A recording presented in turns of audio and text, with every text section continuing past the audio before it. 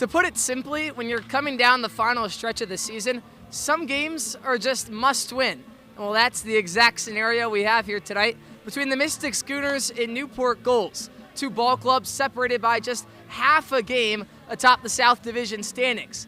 I'm Harry Tidwell, and we welcome you to Cardines Field for tonight's Wednesday night NECBL action. We're going to break down the upcoming game on the NECBL broadcast pregame show, starting right now.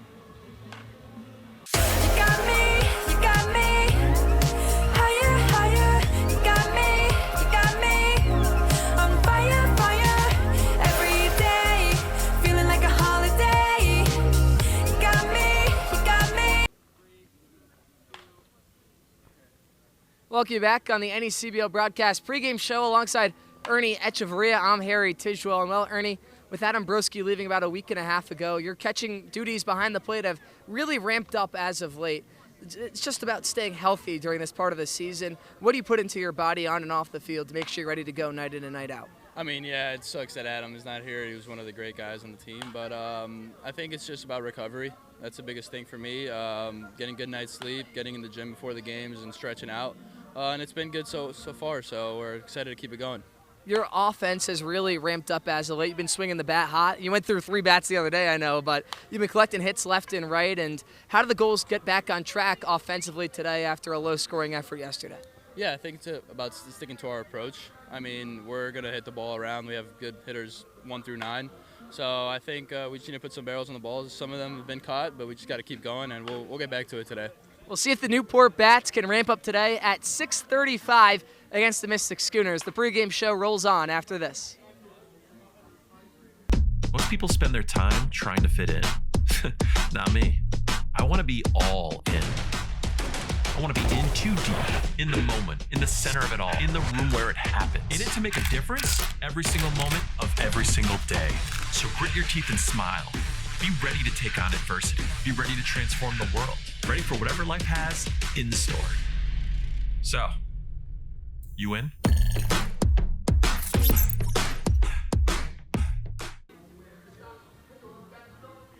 Welcome back to the Newport Gulls pregame show. I'm Joe Dupuis, and you know, the Gulls are considered royalty in the NECBL, but we got something just as good. The Royal King himself, the King of Cardines. You know him, you love him. It's Derek Patzos. Derek, thank you for being here today for a Gulls Inside of You. How's your summer been today, man? So far this man.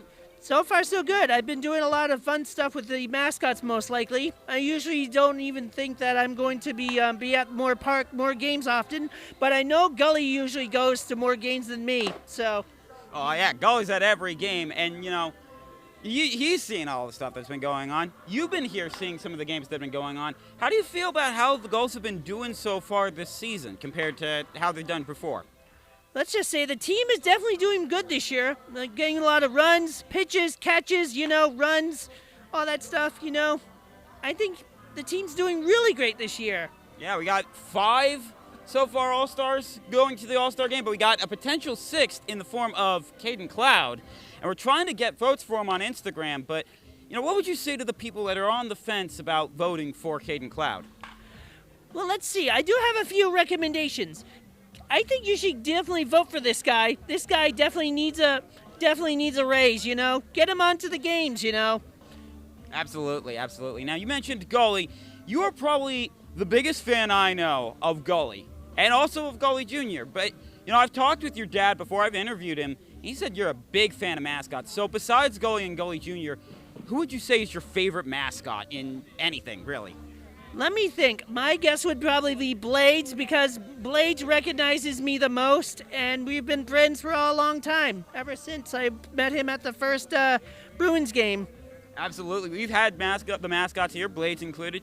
It's always nice getting to talk with you, Derek. You bring life to this ballpark. You're an amazing guy. And, once again, thank you for being here, taking the time, getting here early, man. Thank you. Thank you so much. We'll have more with the Newport Gulls pregame show coming up after this. Stay tuned. We are the heartbeat of innovation. The ones who care for your heart as if it were our own. We are challengers who never settle. We are healers who turn fear into hope and the impossible into done. We are at the heart of this community, providing advanced, nationally recognized medicine. We are South Coast Health, Heart and Vascular.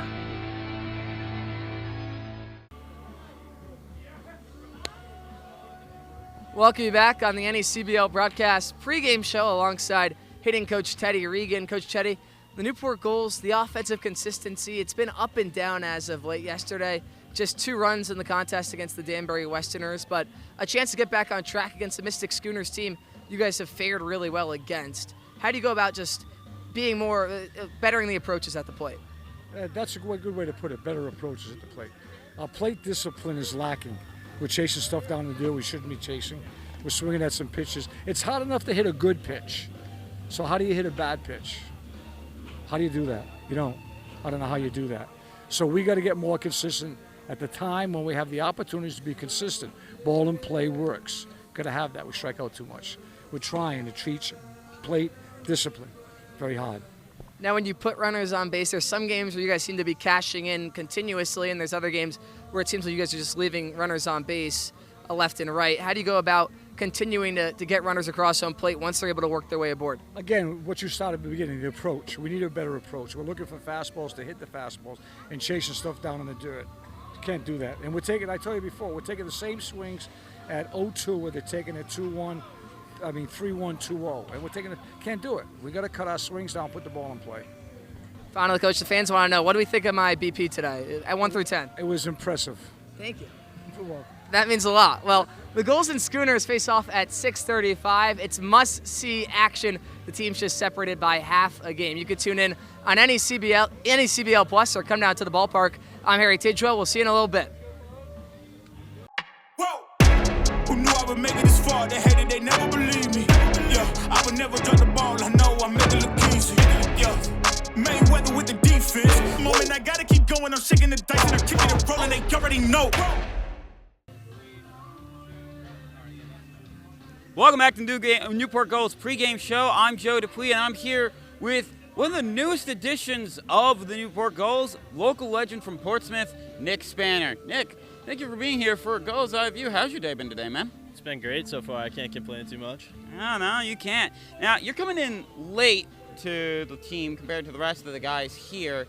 You know, how do you try to gel with guys that have already got the chemistry that they have? How do you make yourself a part of that team? I'd say it helps that one of my former teammates from Portsmouth, John Mass, is on the team. So it's been pretty easy just connecting with him, and then he's introducing me to guys. But overall, all the guys have been great so far. They're all really nice kids, and they've brought me in like I've been here the whole year. Awesome. Now, you're from Portsmouth, but you know, you're relatively close to Newport, right over the border. How does it feel being a part of what is effectively a local team like this, coming to play in now that you're, in the college ranks? This has been a dream of mine probably since I was 6 years old. I mean, I grew up going to all the camps, going to all the games, stay late with my dad. So, I mean, I've been dreaming of this for a while, so I'm very happy to be part of the hometown squad now. Now, you go to Holy Cross, and you've shown yourself to be a threat there as a catcher and as a batter in a team that's not really known for being, a baseball powerhouse, a very small school. How does that feel over there compared to something like being in Portsmouth or being, part of the Newport Gulls organization? I mean, over the past couple of years, Holy Cross has gone really well. We went back-to-back my freshman and sophomore year, but I feel like with this team, it's a lot more like power forward guys. So a lot of raw power, raw arms, that kind of thing. And at Holy Cross, there's a lot more team play, I guess, and like really working on the order we're throwing pitches, like team defense, stealing bags, stuff like that. Now, being a catcher, I got to ask this question to every catcher that I come across with this. If you could catch pitches from any pitcher, past or present, who would you most want to catch a pitch from? Ooh, that's a good one. I think I have to go with Scherzer back in his days in the Nationals. He was nasty back then, and I feel like being behind the plate, just seeing that would be pretty insane. And I know our director, Sorka Lewis, is probably really happy you said that. She's from the Washington area, she's a big Nationals fan. Well, thank you so much for taking the time for the interview today. And, best of luck with your home debut here with the Gulls. Thank you, I appreciate it. That'll do it for us here on Newport Gulls pregame show. Like Harry said, if you can't make it down to the stadium for 6:35 start, we're going to be on NECBL+. For all of us here with the Newport Gulls media team, I'm Joe Dupuis, and we'll see you later. The motoring event of the year returns. The Audrain Newport Concours and Motor Week, October 1st through 4th. Witness breathtaking automobiles against a stunning backdrop of coastline and historic venues. From celebrated events like the Gathering and Concours d'Elegance to the all-new Supercar and Hypercar Concours, and free access to the Concours Village. There's something for all to enjoy. Join us in our chair Jay Leno in celebrating automotive excellence, luxury, and community. Tickets on sale now. Welcome to Harding's Field and the 25th anniversary of Newport Gulls baseball. Tonight's game sponsor is the People's Credit Union. The gate volunteers are drawn from the staff of that fine institution. The 50-50 raffle will benefit the People's University, known as the Newport Public Library.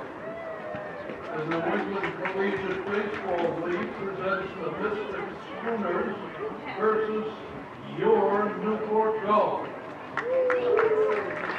Here are the starting lineup for the visiting Schooners. Leading off, the shortstop, number 5, Jack Harley of Stetson University in the town of Mendon, New Jersey. Batting second, the center fielder, number 7, Anthony Belisario of Corpus University. He resides in Staten Island, New York, also known as the borough of Richmond. Batting third, the right fielder, number 37, Anthony Ruggiero of Northeastern University in the town of Mendon, Massachusetts. Batting in fourth position, the first baseman, number 25, Bryce Detweiler of the University of Connecticut, a resident of Shellington, Pennsylvania. Batting fifth, the designated hitter, number 16, Thomas O'Connell of the University of Virginia, resides in West Hartford, Connecticut. Batting sixth, the catcher, number 6, Joel Romano of the University of Rhode Island, a resident of St. Cloud, Florida. Batting seventh, the left fielder, number 20, Adam Brock of Duke University in Bethesda, Maryland. Batting eighth, the third baseman, number 4, Britt Walsh of Northeastern University in the South Shore town of Duxbury, Massachusetts. Batting ninth, the second baseman, number 8, Daniel Wright III of Sacred Heart University. He lives in West Greenwich, Rhode Island. On the mound tonight for the Schooners, number 35, Mike Pancini of Georgetown University in the town of Hebron, Connecticut. The coaching staff, the manager is Phil Morby. The associate head coach, Laura Leonetti, and assistant coaches, Scott Butner, Dan Birchall, and Tyler Fordy. Starting lineup, your Newport Gulls and baseball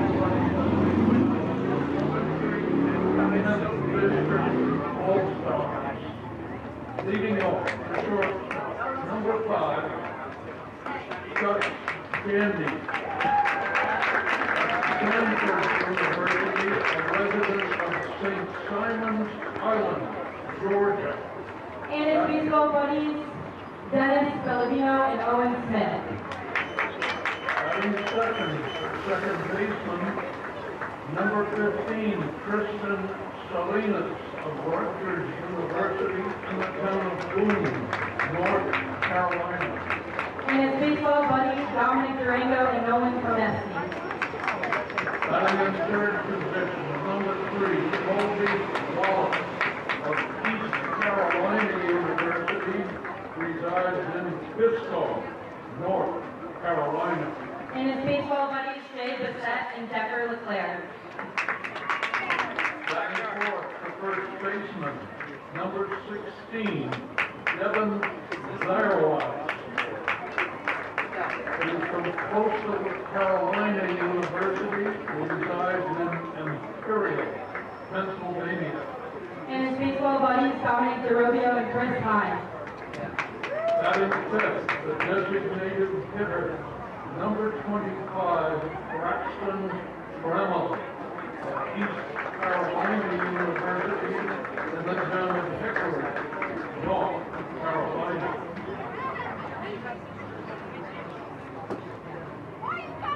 Batting sixth, the center fielder, number 9, Mason Legenda of the University of Pittsburgh, a resident of Boston, Pennsylvania. And his baseball buddy, Logan Darrigan. Batting seventh, the left fielder, number 30, Gabe Brown of the University of Central Florida. He resides in Jefferson, Georgia. And his baseball buddy, Dylan Blessing.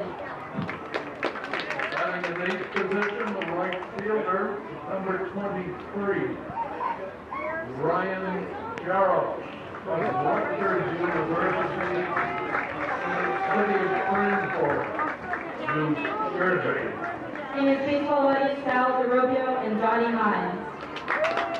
Batting ninth, the catcher, number 22, Nick Spainer of the University of the College of the Holy Cross, a resident of the beautiful town of Portsmouth, Rhode Island. On the mound tonight for the Gulls, number 8, Parker Jennings of Oklahoma State University, resides in the very interesting town of Granite Bay, California. Doesn't sound like a good place to deep dive. The coaching staff. The manager is Mike Boone. Hitting coach, Teddy Regan. Pitching coach, Kevin Long. And the assistant coaches, the able Dylan Brown and Noah Martinez. The umpires assigned to tonight's game, calling balls and strikes, Mr. Anthony Letizio on the base red, Senior Joshua Torres, and Mr. James Sagala. I trust these fine gentlemen will be afforded every courtesy. Thank you, John. Good evening, Gulls fans, and welcome to Fanatic About Reading Night, presented by People's Credit Union here at historic Carnegie Field, featuring tonight's matchup between the Mystic Schooners and your Newport Gulls. The Fanatic About Reading program promotes the importance of reading to various elementary and middle school students on Aquidneck Island, along with expressing the importance of continuing their education.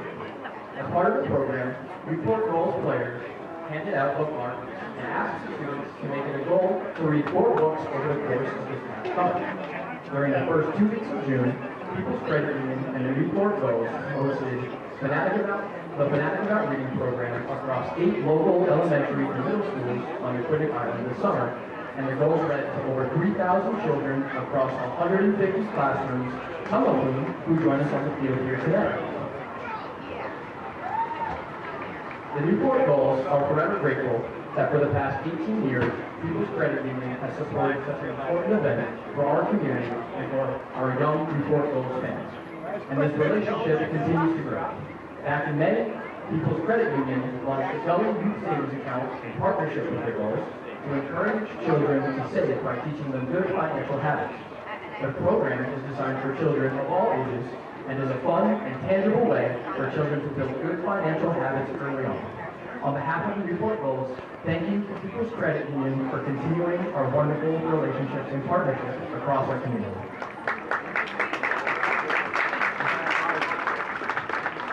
Gulls fans, I'd like to welcome some very special guests up to the mound tonight with tonight's ceremonial first pitches. First up is Lisa DeWitt. Lisa works for People's Credit Union as an administrative assistant mentee in the lending department.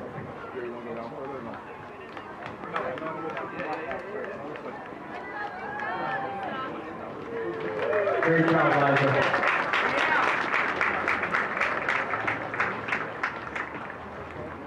Next up is Leandra Mellon. Leandra, the idea generator for the Gully Youth Savings Account and member service representative for People's Credit Union.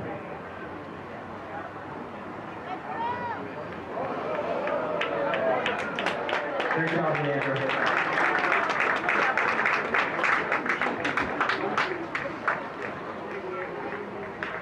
Next up is Brian Ingersoll. Brian, husband of Jen McFarland, head of the Newport Member Operations. Go on, Brian! You can do it!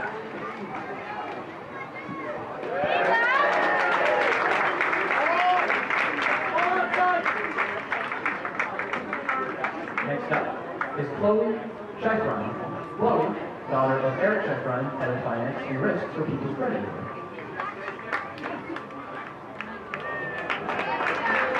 Great job, Chloe.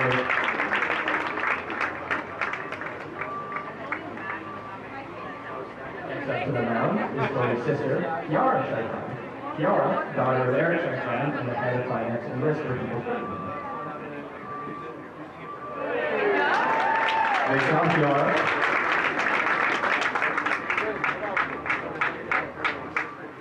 Next up is Davina Hines. Davina Hines is the daughter of Heather Sweeney, and who is the head of the Newport branch of People's Credit Union.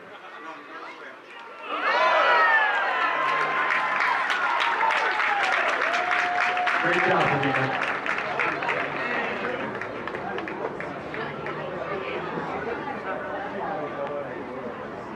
Next up is Jackson Holden. Jackson is the son of Jess Holden, head of marketing communications for People's Credit Union. Great job, Jackson.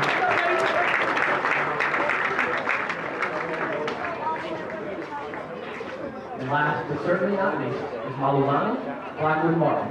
Malulani is the first ever Gully First Pitch raffle winner and 8th grade student at Quest Montessori School.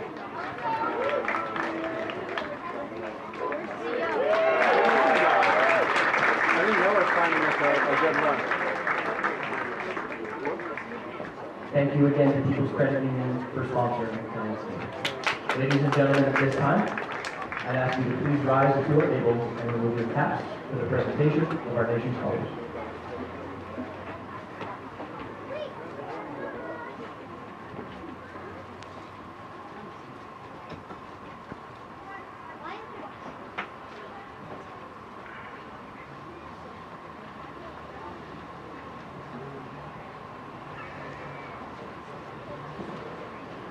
Presenting the nation's colors tonight are members of the Girl Scouts of Southern New England. Performing tonight's national anthem are members of the Ancient Order of Hibernians, along with the Dennis E. Collins Division, number 1. And the Ancient Order of Hibernians is celebrating their 150th anniversary this year.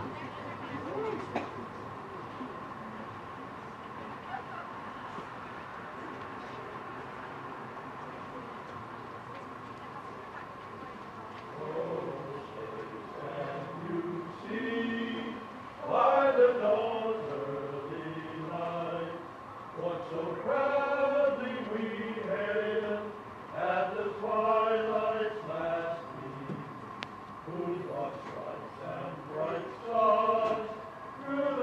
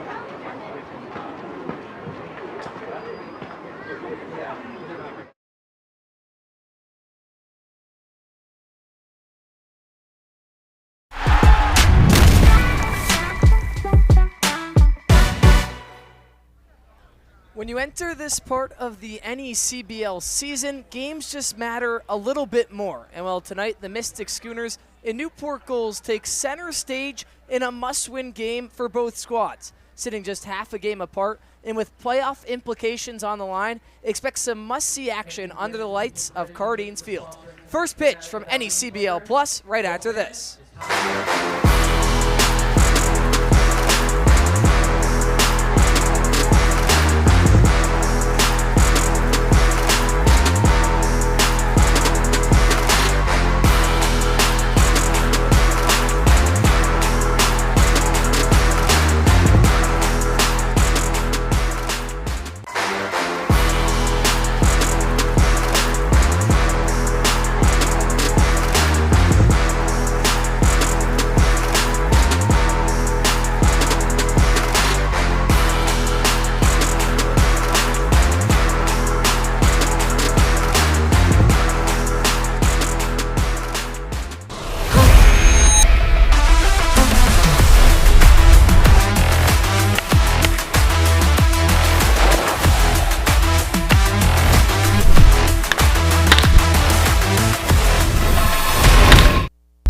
People spend their time trying to fit in.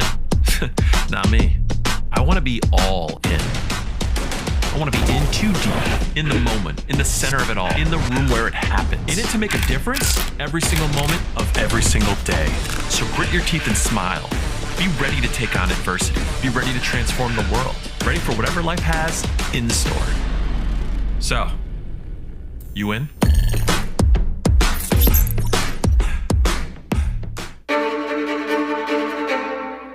The motoring event of the year returns, the Audrey Newport Concours and Motor Week, October 1st through 4th. Witness breathtaking automobiles against the stunning backdrop of coastline and historic venues. From celebrated events like the Gathering and Concours d'Elegance to the all-new Supercar and Hypercar Concours, and free access to the Concours Village. There's something for all to enjoy. Join us in our Chair Jay Leno in celebrating automotive excellence, luxury, and community. Tickets on sale now.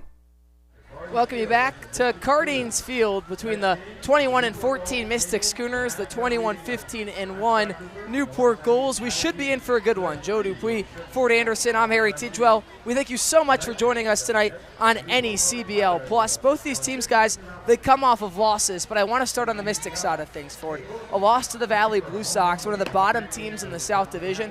An off day yesterday, a chance to reset. How do the Mystic Schooners go about going on the road and stealing a win here at Cardines? Yeah, that was a tough loss for the Schooners. They were actually ahead on those Blue Sox going into the last two frames, but Valley was able to score 8 runs in those last 2 innings to steal that game from Mystic. And the biggest difference in that ball game was Mystic allowed 11 base runners in those last 2 innings compared to only putting up 5 base runners themselves. Well, Joe, I'll turn over to you. In Newport, they just haven't found a great rhythm. It goes win-loss, win-loss. As of late, they haven't been able to string together wins, but they also haven't gone on a losing streak in a little bit. They lost yesterday when the Danbury Westerners came to town, so trying to get back in the win column and trying to track down those Mystic Schooners. What are the keys for Newport? Well, I think it's rely on your hitting. Your hitting has been extremely good so far this season. It's been incredibly powerful. But I spoke with Teddy Regan earlier before the game, and he said they just got to find the right pitches to take advantage of, take your pitches correctly, don't swing at things that are out of the strike zone. Focus on getting that offense, because that's what's been winning them games. A must-win game for both sides. We'll take it down to the field to take a look at today's starting pitcher out of Oklahoma State. It's Parker Jennings. The lengthy right-hander will be tasked with limiting a Mystic Schooners lineup that has found some success against the Newport Gulls pitching staff multiple times this season. A 6.35 ERA across just over 11 innings pitched, making his 7th appearance, but first start on the season. We'll see how he fares in the new role. 15 strikeouts to 7 walks, a .293 batting average against. Last through against the Keene Swamp Bats less than a week ago. We'll take a look at the lineup he's set to face in the Mystic Schooners. Ford Anderson, take it away. Jack Harley leading things off. Anthony Belisario back in the lineup hitting second. Anthony Ruggiero batting third. Bryce Detweiler back batting cleanup. Thomas O'Connell batting 5th, Joe Colato batting 6th, Adam Truck bats 7th, Chris Walsh batting 8th, and Daniel Rice making his season debut rounding out the lineup. All set for first pitch. The typical slight breeze in Newport, a quick time. So, excuse me, I'll take my words back. Not quite ready for first pitch. As Harley steps back in, righty on lefty is how we begin today's ball game. A warm 77 degrees from Newport. The pitch home is a breaking ball in the dirt for ball 1. We'll take you across the Newport Gulls field. In the outfield, left to right, Cade Brown, Mason Legenza, and Ryan Jaros. Colby Wallace mans the hot corner. Gus Gandy and Tristan Salinas, the all-star duo up the middle. Devin Zyrus plays first, and Nick Spanner, the battery mate, makes his home debut for the Newport Gulls behind the dish. Jennings blows the fastball by him for strike 1 to even the count up. 1 ball, 1 strike to the leadoff man, Harley.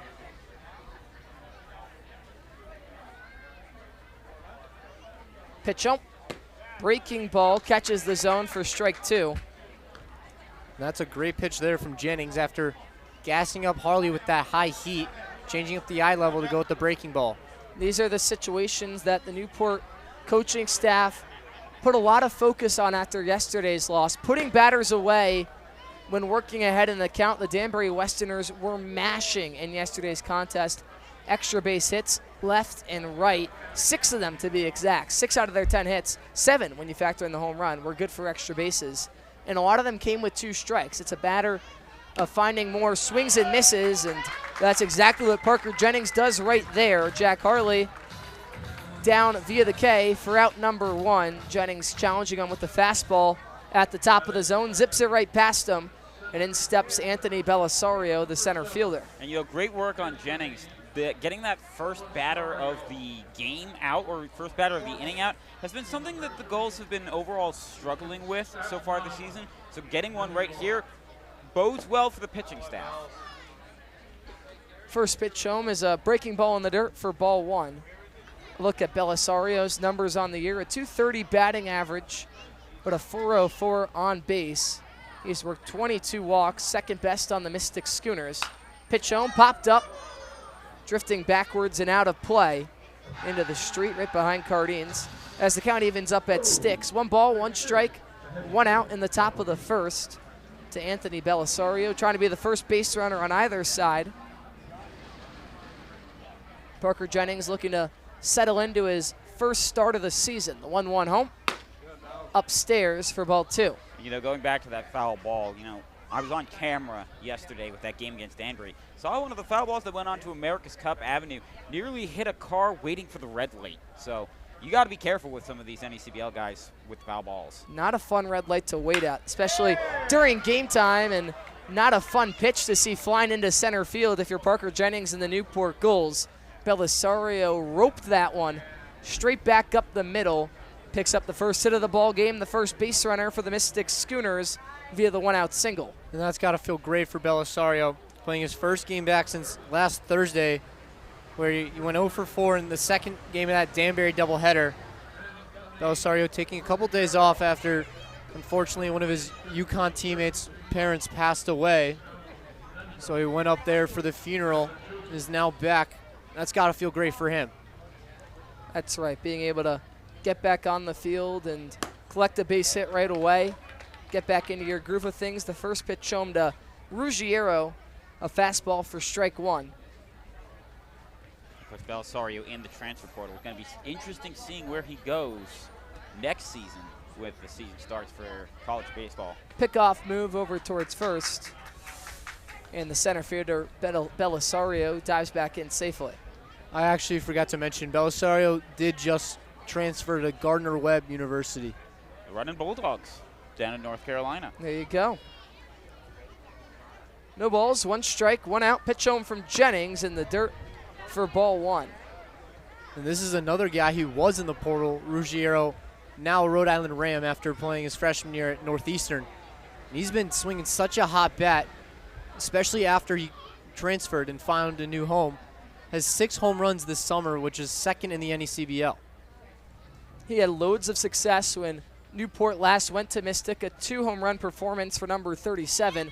We'll see if he finds more of the same luck here tonight or if he'll come back down to earth a little bit. He was 2 for 4 in that loss they had against Valley with an extra base hit and an RBI. So he is definitely somebody you have to be very careful dealing with. Jennings falls behind, 2 balls and 1 strike. I talked to Parker Jennings about 2 days ago about his upcoming start. He was really looking forward to the opportunity to get to suit up in the starting role. Obviously, his first 6 appearances on the year, all out of the bullpen. You know, with a season like this, it may be shorter than what you'd expect for most baseball seasons, but that is deceptive because when you get to the end of the year, you got guys coming in and leaving, and it becomes very nerve-wracking. You got to be the next man up. It's a game he's hoping to work deep into if he's able to locate and find out. A lot of his bullpen outings have been on the shorter side, just 1 or 2 innings, but he'd love to tackle 3 or 4 for the Newport Gulls in a must-win matchup. Full count. Full count, 3 balls, 2 strikes, 1 out. Belisario over at first. The pitch home, line softly into right field, down in front of Ryan Jaros for a base hit. Back-to-back singles from one Anthony to another. Anthony Belisario and Anthony Ruggiero pick up the Mystic Schooners' first 2 hits of the ball game. Runners on first and second for the cleanup man, Bryce Detweiler. That's a great swing there from Ruggiero after that payoff pitch from Jennings caught too much of the plate that I thought, but Ruggiero able just to poke that in front of Jaros for back-to-back singles for Mystic. The Mystic Schooners offense always seems to show up when these 2 teams face off. Jennings first pitch home upstairs. And that's something that dates back to last season as well when these 2 teams played. We had the playoff games against them, and we thought if it's a close game, it's probably going to be Mystic that comes away with it. But no, the first game of the playoff series they had last year was Newport in a 1-0 match.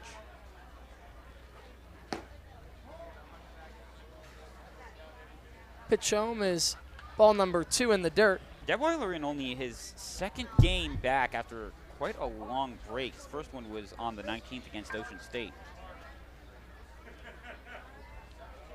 Last time these 2 teams faced off, a 10-9 walk-off win in favor of the Mystic Schooners. The 2-0 home misses outside for ball 3. We'll see if Jennings can work his way back. If you're Jennings, you don't want to walk the bases loaded and set up O'Connell, the man who went yard yesterday against Valley, or 2 days ago, I should say.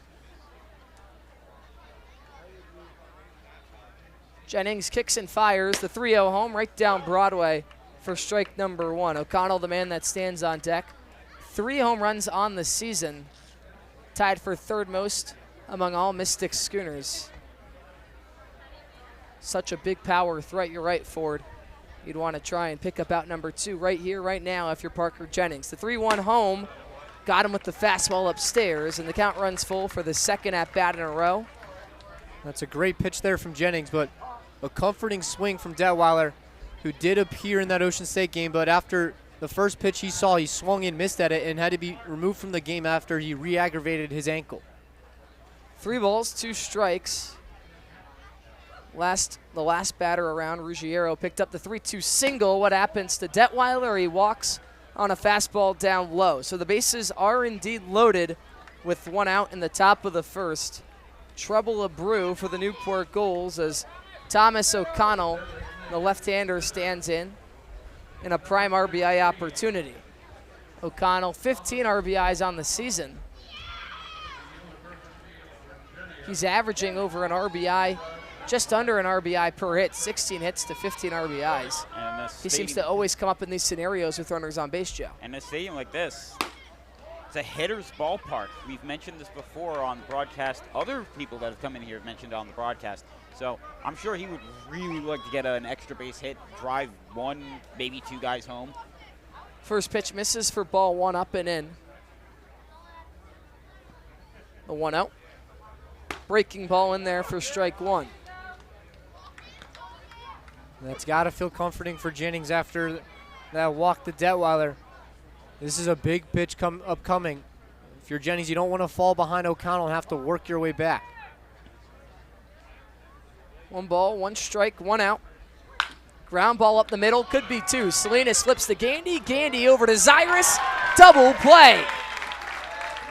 One All-Star to another. Salinas, Gandy flicking it over to the third All-Star fielder for Newport, and Devin Zyrus works out of the jam in the top of the first. The Mystic Schooners held scoreless.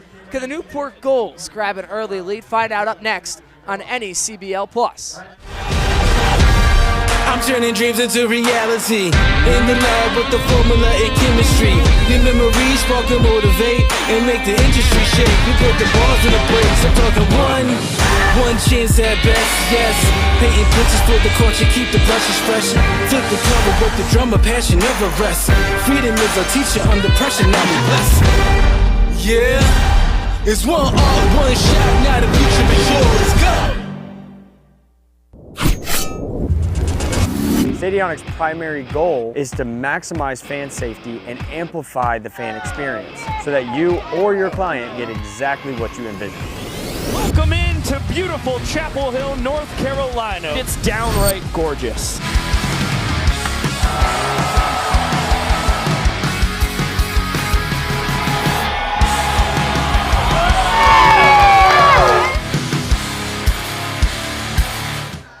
Welcome you back on NECBL Plus. The Gulls will get their first chances at the plate.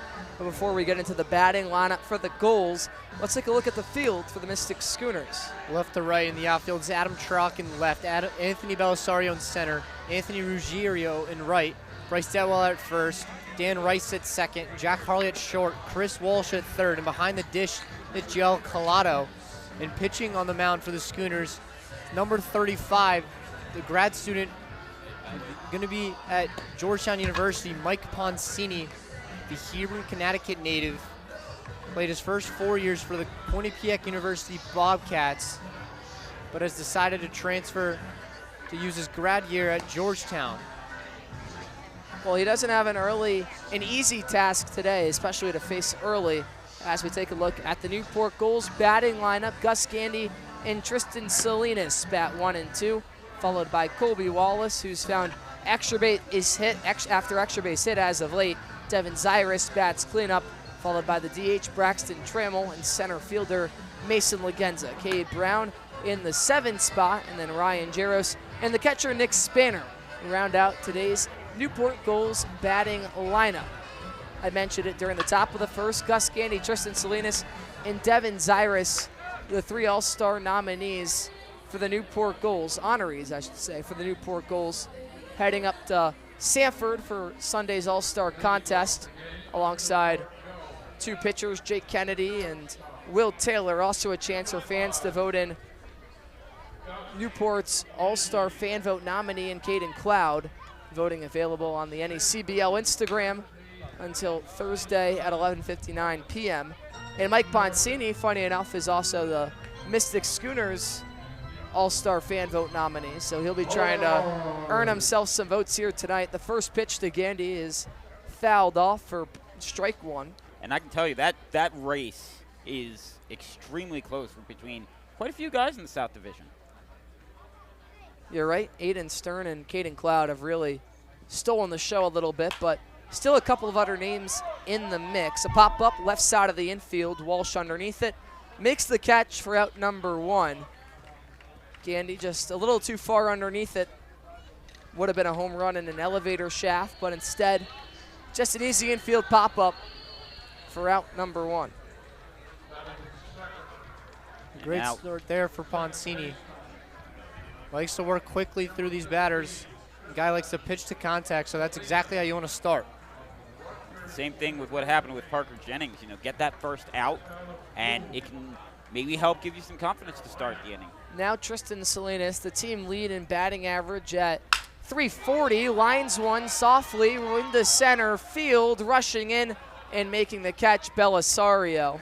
Did a little bit of a hop up there to get it. Looks like a possible broken piece of lumber as well for Tristan Salinas, as the first 2 men set down by Poncini in just 3 pitches. Let's see if Wallace can work a little bit more of an at-bat. before Parker Jennings has to go right back out there. Poncini making his 8th appearance and 8th start this summer. It was a 2-0 record in 27 2/3 innings pitched with a 2.28 ERA, a 1.19 whip with 21 strikeouts. First pitch to Wallace. Misses for ball 1. Wallace is a very tough person to try and bat against because he knows how pitching works. We saw him make his appearance here at Cardines as a pitcher earlier this week against Bristol. That's right, his first home pitching appearance of the season, second altogether. Recorded 2 innings of work, picked up the save as well for Newport. Back at the plate, however, today, Colby Wallace, a .238 batting average on the year, but a .500 slugging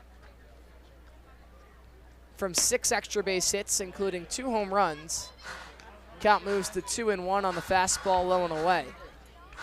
Poncini's last appearance came for the Schooners back on July 16th in Game 1 of the Danbury doubleheader, where Poncini went 4 innings, gave up 5 hits, 2 runs, while walking 1 and striking out 4.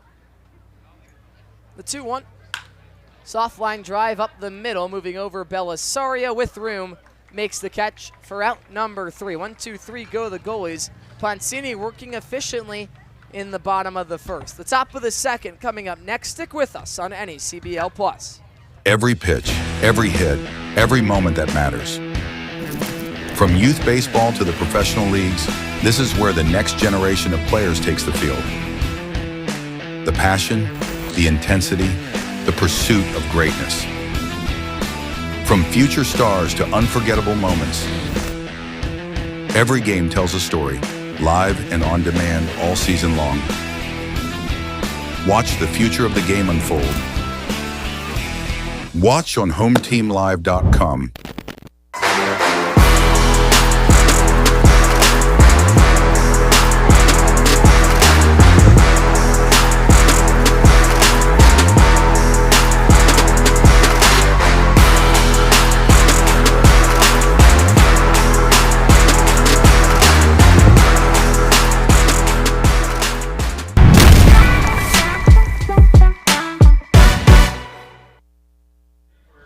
Welcome you back on NECBL Plus. Ryan Novak warming up the right fielder, Ryan Jaros. Novak getting the off day today after playing a few in a row for the Newport Gulls. Still knotted at zeros. The Mystic Schooners, well, they pressured their first time around, but left the bases loaded after Thomas O'Connell grounded into a double play. Ford Anderson, how do they go about capitalizing in those situations with runners on base, especially in scoring position? This Mystic team likes to work the pitch count up, second in the league in walks, and a team that has recently found their power, but it's really been the small ball that has been working for the Schooners. It's been getting a guy on, trying to maybe steal him over or even bunt him over and then hit him in with a fly ball. They also lead the league in sacrifice flies, so I really think they just need to find a guy on third with less than 2 outs and then hit a fly ball into the outfield to let him come and score. Got a flock of seagulls out in the outfield. Some extra goals out there playing defense for Newport. We'll see how they fare against 6, 7, and 8. Joel Collado, Adam Truck, and Chris Walsh due up for the Schooners in the top of the second. Parker Jennings a little shaky during his first inning of work. Let's see if he can settle in a little bit more during the top of the second.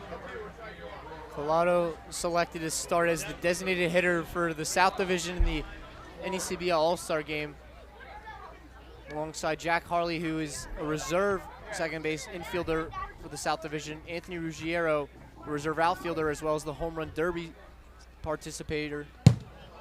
Fastball runs inside, almost caught Collado, but instead just ball 1, bouncing all the way off the backstop, back towards the pitching mound. Spanner will go get Parker Jennings a new baseball. Gotta be careful sometimes. Yeah, I know that was most likely not intentional, but it just probably slipped out of his hands. Oh, yeah, I mean, just a little too early with the release of the fastball. Jennings is a guy that can get a lot of zip behind it, but Collado getting out of the way. 1 ball, no strikes to the leadoff man in the top of the second. Breaking ball misses outside.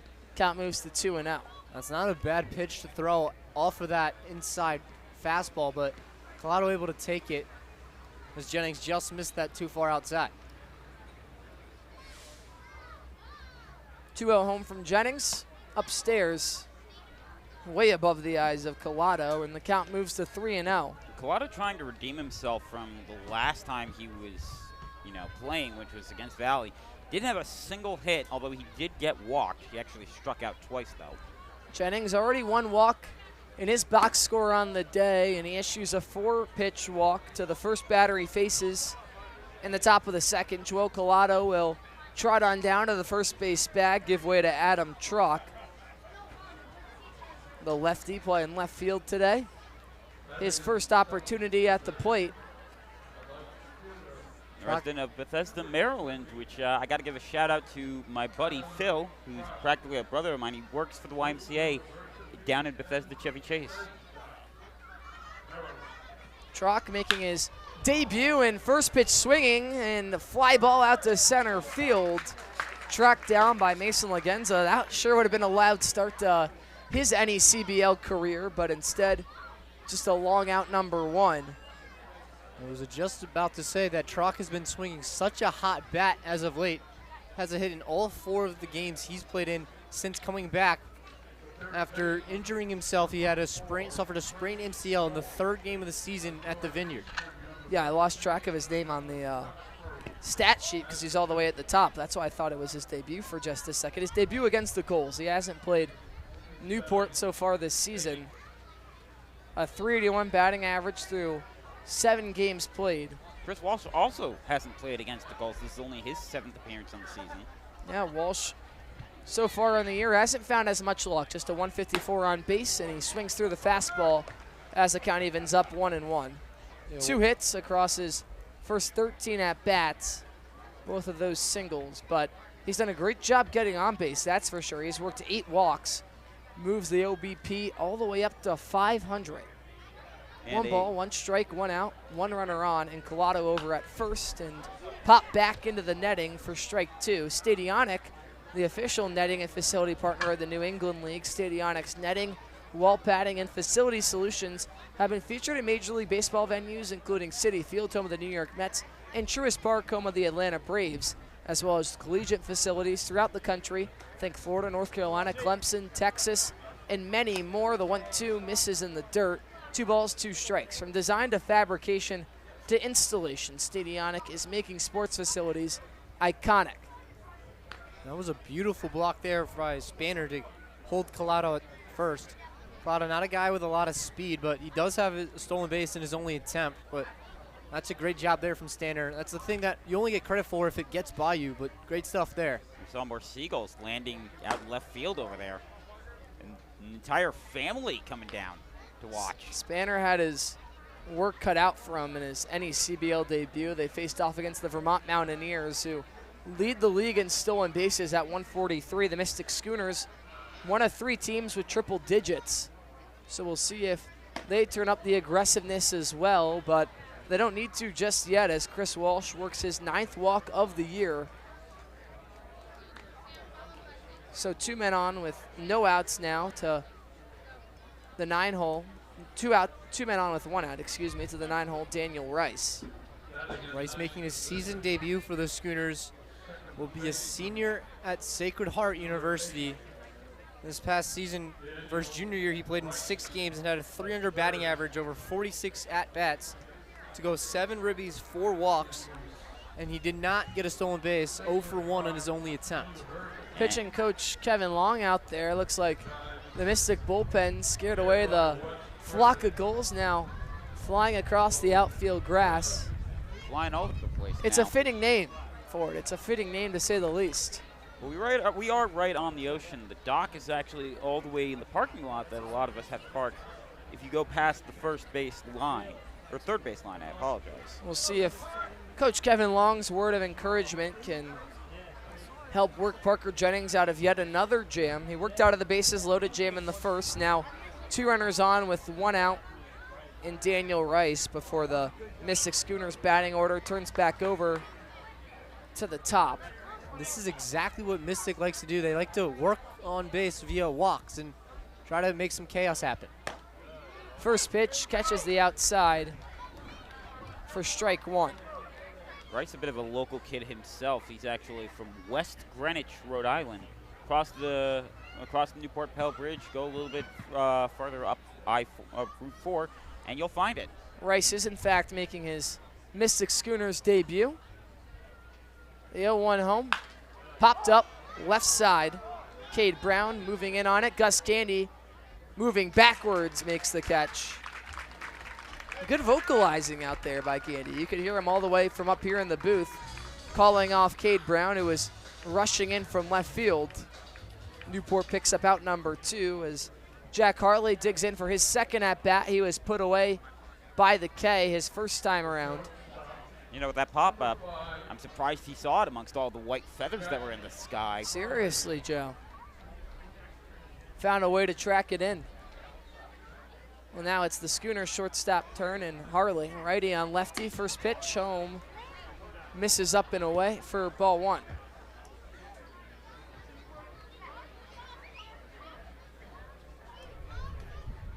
Harley went 1 for 2 with 3 walks against Valley.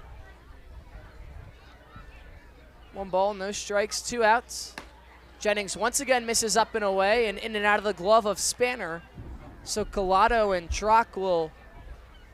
Walsh will advance the 90 feet, both into scoring position now. You know, normally that Cardin's backstop is so short you don't normally get to have guys advance on wild pitches like that. But when it pops out of your glove like that and you got to get up and run, perfect opportunity. And these Schooners have speed. So now only a force out at first. 2 outs, 2 men, both in scoring position. The 2-0 misses low. Parker Jennings has started to count off 3-0 3 times today. Just seems to be a common problem that happens with these Gulls pitchers. They go down 3-0 and then they have to try and fight their way back. Pitch, fastball in there for strike 1. Harley taking that all the way. Gonna have to take an aggressive hack if he gets a pitch he likes. Gonna want to try to find a way to put the ball into the outfield for a base hit. You can tell by the slight camera movement, some wind coming through Cardin's field. The 3-1 fastball catches the letters for strike 2. He was thinking about it, trying to hack at that one, but either way, still in the strike zone, still a strike. Full count now, runners are staying put, neither of them forced. Jennings comes set. Righty kicks and deals. Breaking ball, fly ball, left field. Cade Brown moving over towards the line and getting there in time to make the catch for out number 3. So the Mystic Schooners leave 2 more runners stranded in scoring position. They've pressured, but they haven't gotten anything to show for it just yet. A 0-0 ball game as we head to the home half of the second on any CBL Plus. Whoa! Who knew I would make it this far? They hated, they never believed me. Yeah, I would never drop the ball. I know I make it look easy.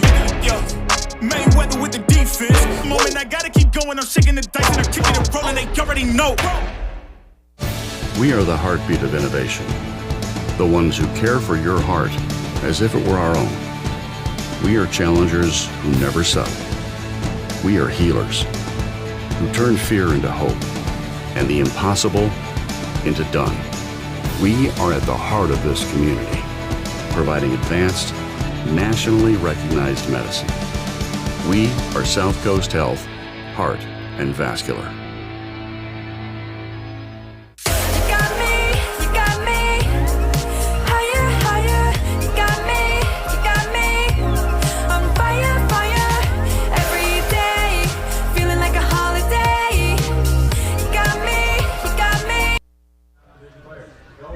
Some fans soaking in the summer fun out there beyond the right center field wall. We'll see if the Newport Gulls offense can give them something to cheer for after going 1-2-3 in the bottom of the first. It's 4-5-6 due up in Devin Zyrus, Braxton Trammell, and Mason Legenza. So it'll be 3 straight lefties for Mike Poncini to face, who's been fabulous all season long, one of the best arms across the entire Mystic Schooners pitching staff.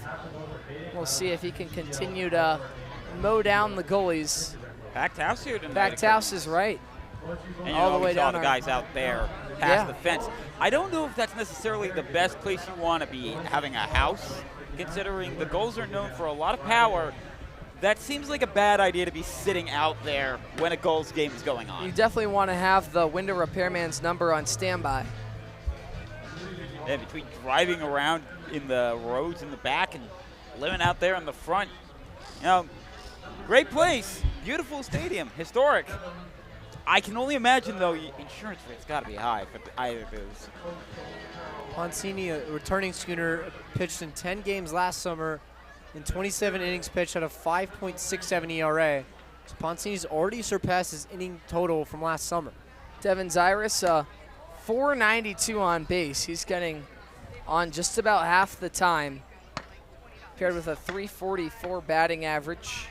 And that's why he is going to the All-Star game as well. Head into the All-Star game as a outfielder for the South Division.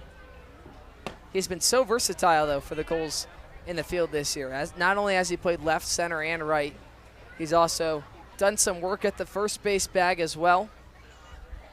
Heading to Coastal Carolina in the fall to continue his baseball career. Lines one, right side towards the line. Ruggiero on the run makes the catch as Poncini retires his fourth straight to begin the ball game. Great work there with the legs from Ruggiero. That was going to be multiple bases if he didn't catch up with that ball.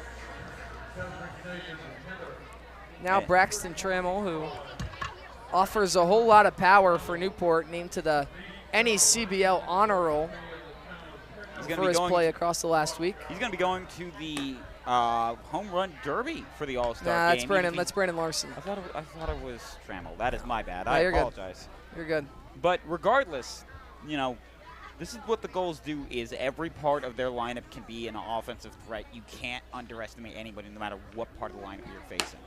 And Breaking that's ball. something Poncini's going to have to deal with. On the inside for ball two. 2 balls, no strikes, 1 out. Trammell, he's also done a really good job of working at bats altogether. And if you're Poncini, you really want to lock back here. You don't want to fall behind 3-0 to Trammell. And falling behind 3-0 he does, as he almost clipped Trammell upstairs. Instead it flies over the glove of Joel Collado, and the count moves to 3-0. The Newport Gulls looking for their first base runner. You would assume that Trammell will just be keeping the bat on the shoulder with the 3-0, and he does. Misses outside for ball 4. The first base runner of the ball game for the Newport Gulls comes from designated hitter Braxton Trammell, and now Mason Legenza, the third straight lefty, will stand on in. Legenza, during BP today, was focusing on hitting it the other way. That's been a main focus of him throughout the entirety of the season, and it's really helped him find his stride as of late. You can just tell his timing and approach have been so much stronger, and it's equated to a whole lot more offensive success. The first pitch fastball in at the belt for strike 1. That's exactly how you want to respond if you're Poncini after a 4-pitch walk to Trammell. No balls, 1 strike, 1 out, 1 man on, and Trammell over at first. Poncini fires in a breaking ball, and Legenza way out in front, falls behind 0-2. Beautiful pitch there from Poncini. You want to get Legenza here, not give him any chance to come back in this at-bat. See if Poncini can recover almost instantly and put Legenza away. No balls, 2 strikes. Pitch, breaking ball, got him looking. Strike 3, completely froze him. Catches the outer third of the plate and picks up his second out in the second. As now Cade Brown will stand in. He's been a monster on the defensive end across that past week. In both the infield and outfield, he's had a diving stop at the third base bag the other night. He made a pair of diving catches out in left field. And a great stop earlier today. Yeah. As they go for the pickoff attempt at first. There's been one headline about this Newport team this season. It's the amount of versatility that a lot of these guys offer. I mean, more than a handful of guys can play a number of positions that allows for just so many lineups to be thrown out there on a nightly basis. First pitch ball moves the count to 1-0. It's the way that the Gulls typically try to look for the guys to have on their team.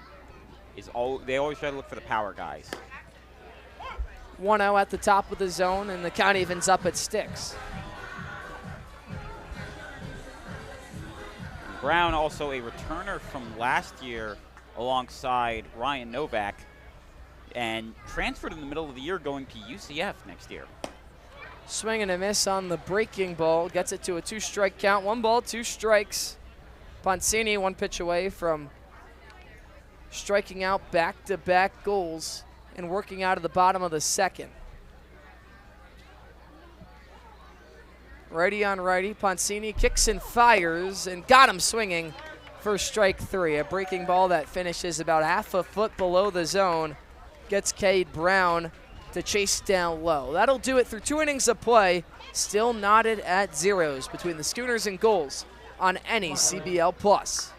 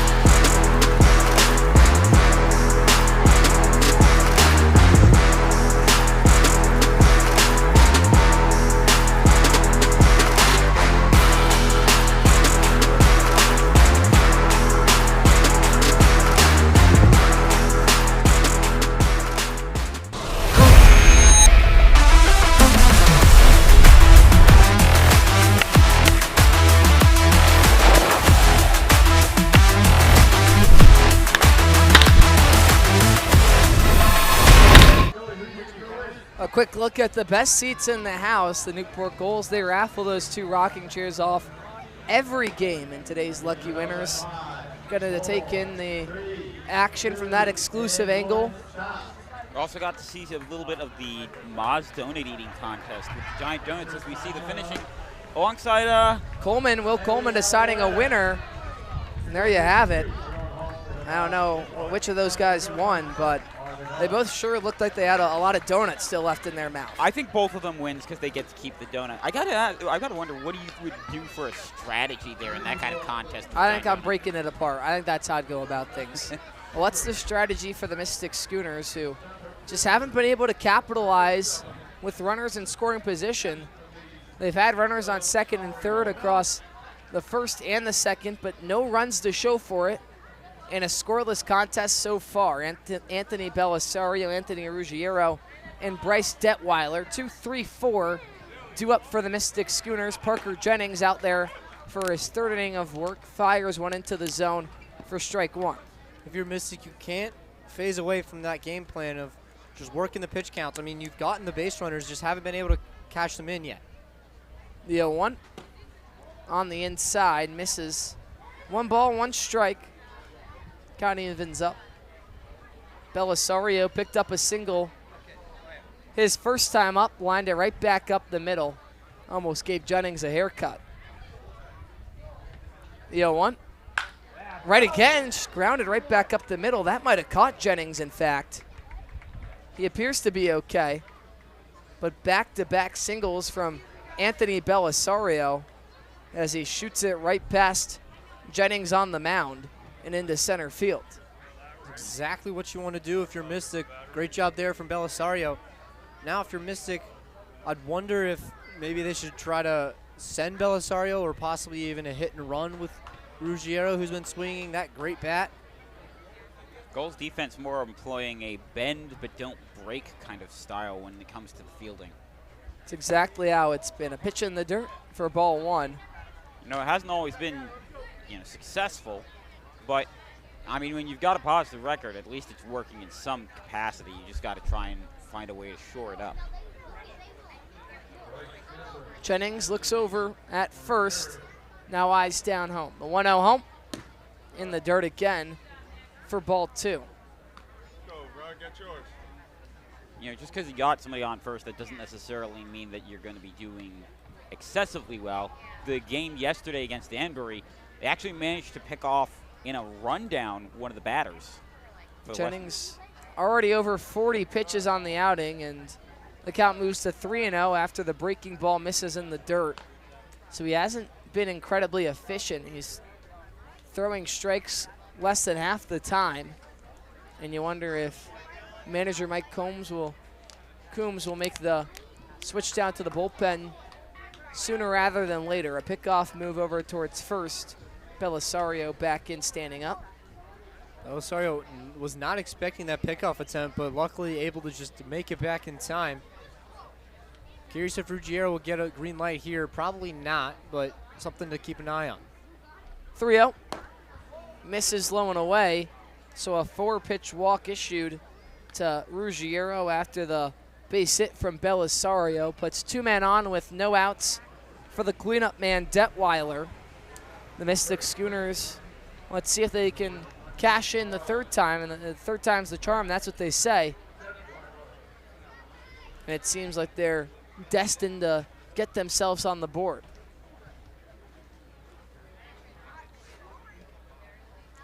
Jennings looks back at second. Pitch home, runner goes inside, pitch to throw down to third, not in time. Looks like it almost clipped Detweiler for a second, but just ball one. What a jump. Both Schooners move into scoring position. Sorry, Harry. What a jump there from Belisario to snatch his 14th bag of the season. Ruggiero takes his 11th. And now Newport bringing the infield in, trying to hold this game at zeros. Up on the grass, the pitch misses up. 2 balls, no strikes, no outs. And now with both of those runners in scoring position, if you're Detweiler, you want to try to simplify this at-bat and just try to find a way to pop the ball up into the outfield deep enough to allow Belisario to score. See if the Schooners can come up with some situational hitting. The breaking ball dropped in there for strike one. Just sort of a get-me-over curveball, something that he knew Detweiler wasn't going to offer at, especially in a favorable hitter's count, but it gets a strike on the scoreboard. The 2-1. Misses, but did he go? They'll check out over at second. No, he did not. You know, I'm getting a lot of deja vu from that first game of the playoffs from last year. It was very much like this, of the dam had to break first. Who was it going to be? And it ended up being Mystics. Dam broke first, but it was only a 1-0 win. 3 balls, 1 strike, a favorable hitter's count. Pitch home, misses low. So back-to-back walks off of just 9 pitches from Parker Jennings. Loads the bases for Thomas O'Connell, who had the exact same scenario earlier today, but before he gets his second chance, Mike Coombs is going to make a pitching change. He'll point down to the bullpen, so that does it for Parker Jennings' day. He goes out there for a 3rd inning of work, but can't record a single out. The bases are loaded for the Schooners. They'll try and be the first on the board when we come back on any CBL Plus.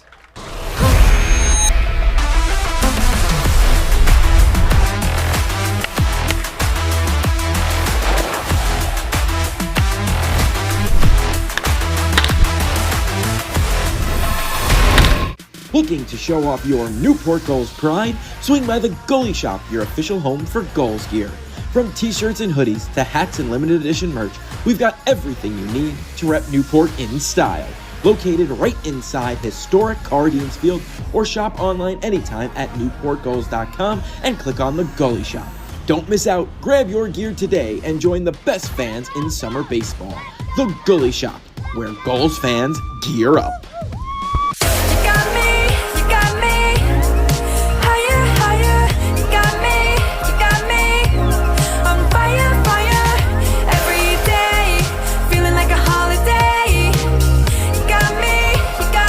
Every pitch, every hit, every moment that matters.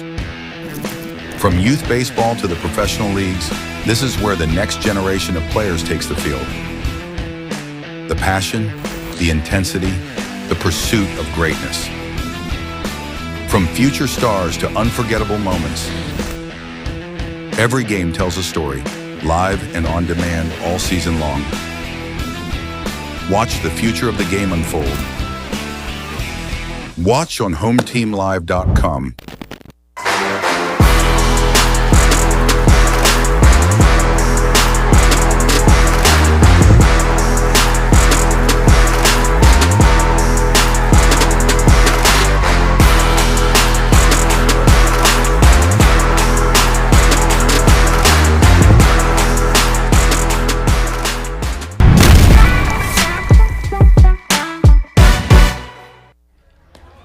have to say, one of the best pitching intros, I think, across the entire NECBL. Mickey McClaskey to Michael Jackson's Dirty Diana. And, well, McClaskey named to the NECBL honor roll last week for his 5 innings pitched of no run, no hit ball against the Martha's Vineyard Sharks, where he recorded 6 Ks as well, a 4.50 ERA across his 18 innings of work on the season, 26 strikeouts to 8 walks, and a 246 opposing batting average. He walks into not so friendly of a scenario, to say the least. The bases loaded with nobody out. Thomas O'Connell, who grounded into a double play his last time up, now stands in. Righty on lefty. Klasky fires, pitch in the dirt for ball 1. And I mean, if you're McClaskey, not a lot of time to really beat around the bush. You got to get right into pounding the strike zone and making the Schooners really work for these runs, because Jennings loaded the bases off of just 1 base hit and 2 walks. The 1 out, popped up center field. Should be deep enough to score Belisario. Lagenza moving over, makes the catch. Throw cut off by Gandy into third. And Ruggiero comes across to score. Belisario comes across to score. The first run of the ball game for the Mystic Schooners, as Thomas O'Connell picks up the sacrifice fly. That's exactly what you need to do there if you're O'Connell. It's big league stuff. Runner on third and less than 2 outs. You just got to put the ball into the outfield to allow Belisario to come home to score. So now runners on first and second with 1 out for Joel Collado. Collado walked his first time up and fouls one back off of Spanner behind the plate for strike 1. Spanner taking a second. Home plate umpire will give him a quick breather. That's home plate umpire Anthony Letizio. And that was a great throw there from Lagenza in center. I know it probably wasn't deep enough to allow Ruggiero to go to third, but Lagenza wanted to make sure. Of course, McClaskey, you mentioned he has to get right to work. I think he was eager to do that. He didn't even use the cart that the pitchers normally take for goals coming in on relief work. He just came and ran out himself. Yeah, that's right. He was so full of energy, just wanted to get on out there. That's just the way that McClaskey's been all season, is high energy, ready to do what it takes. The 0-1. Spiked in the dirt. Spanner, a nice block, however, to keep it in front. Keeps the runners at their respective bases. The count evens up, 1 ball, 1 strike with 1 out. As a former catcher myself, I just gotta love watching any catcher willing to put the body on the line to keep that ball in front. Again, Spanner not gonna get any credit unless that gets past him, but that's just great stuff there. McClaskey looks back at second. The 1-1 misses outside for ball 2. You mentioned this is a good stealing team for the Mystic Schooners. Second most in the league, so got to make sure that Ruggiero stays safe, stays true. Doesn't try anything dirty. 2-1. Swing and a miss for strike 2. Collado taking a healthy hack there, looking for his 4th long ball this summer. Gonna have to expand the zone and protect the plate though with the 2-2 count. What does McClaskey go to, trying to collect his first strikeout of the day? Averaging over a strikeout per inning so far this season. The 2-2 got him swinging with the breaking ball, low and away for strike 3. Collado thought he had to try and protect the plate and instead chased on a pitch about 1.5 feet outside as McClaskey picks up out number 2. Now like Adam Trock, who hit a deep fly ball on the very first pitch he saw today that was inevitably tracked down by Mason Lagenza, stands in for his second at-bat of the ball game. You know, if you're McClaskey, the pressure is now a little bit off, even with a runner in scoring position. You got 2 outs, and you struck out a guy. A big swing and a miss out of Collado. Feel that from up here. Yeah, talk about a Newport breeze. I think Truck might have just added to it. He wanted every bit of that upstairs fastball, but came up empty-handed. No balls, 1 strike, 2 outs, 2 men aboard at second and first. Ruggiero, the man at second. Detweiler at the first base bag. The 0-1 misses low and away. Count evens up. It was a great job there from Truck to settle back down and lay off that breaking ball in the dirt after taking a healthy hack on that first fastball. Truck hit his first extra base hit yesterday against Valley, so looking for his first long ball as a Schooner. 1-1 breaking ball, just barely misses for ball 2.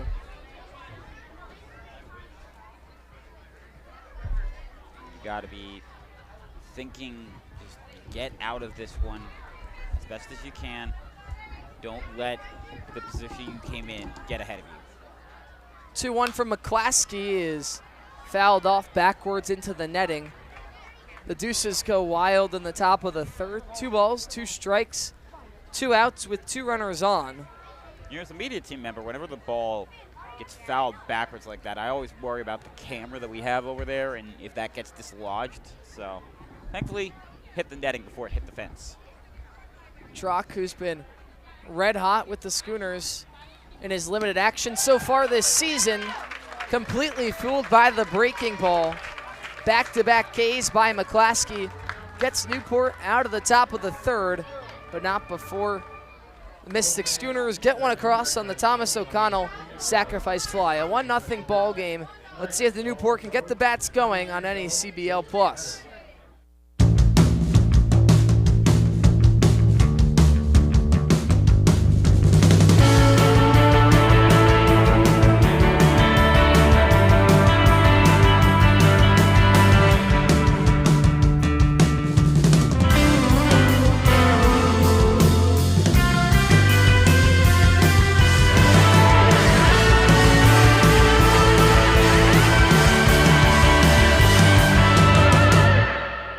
What makes a great team hat? It starts with a Z. For decades, Zephyr has been making the most iconic headwear in the game, trusted by teams, colleges, and pros. We cut out the middlemen and work directly with our manufacturers, so you get top quality, fast turnaround, and prices that make sense. From bold designs to unbeatable fit, Zephyr hats are built to match the quality of your team, right down to the last stitch. Zephyr Team Headwear, born from experience, built for teams that stand out.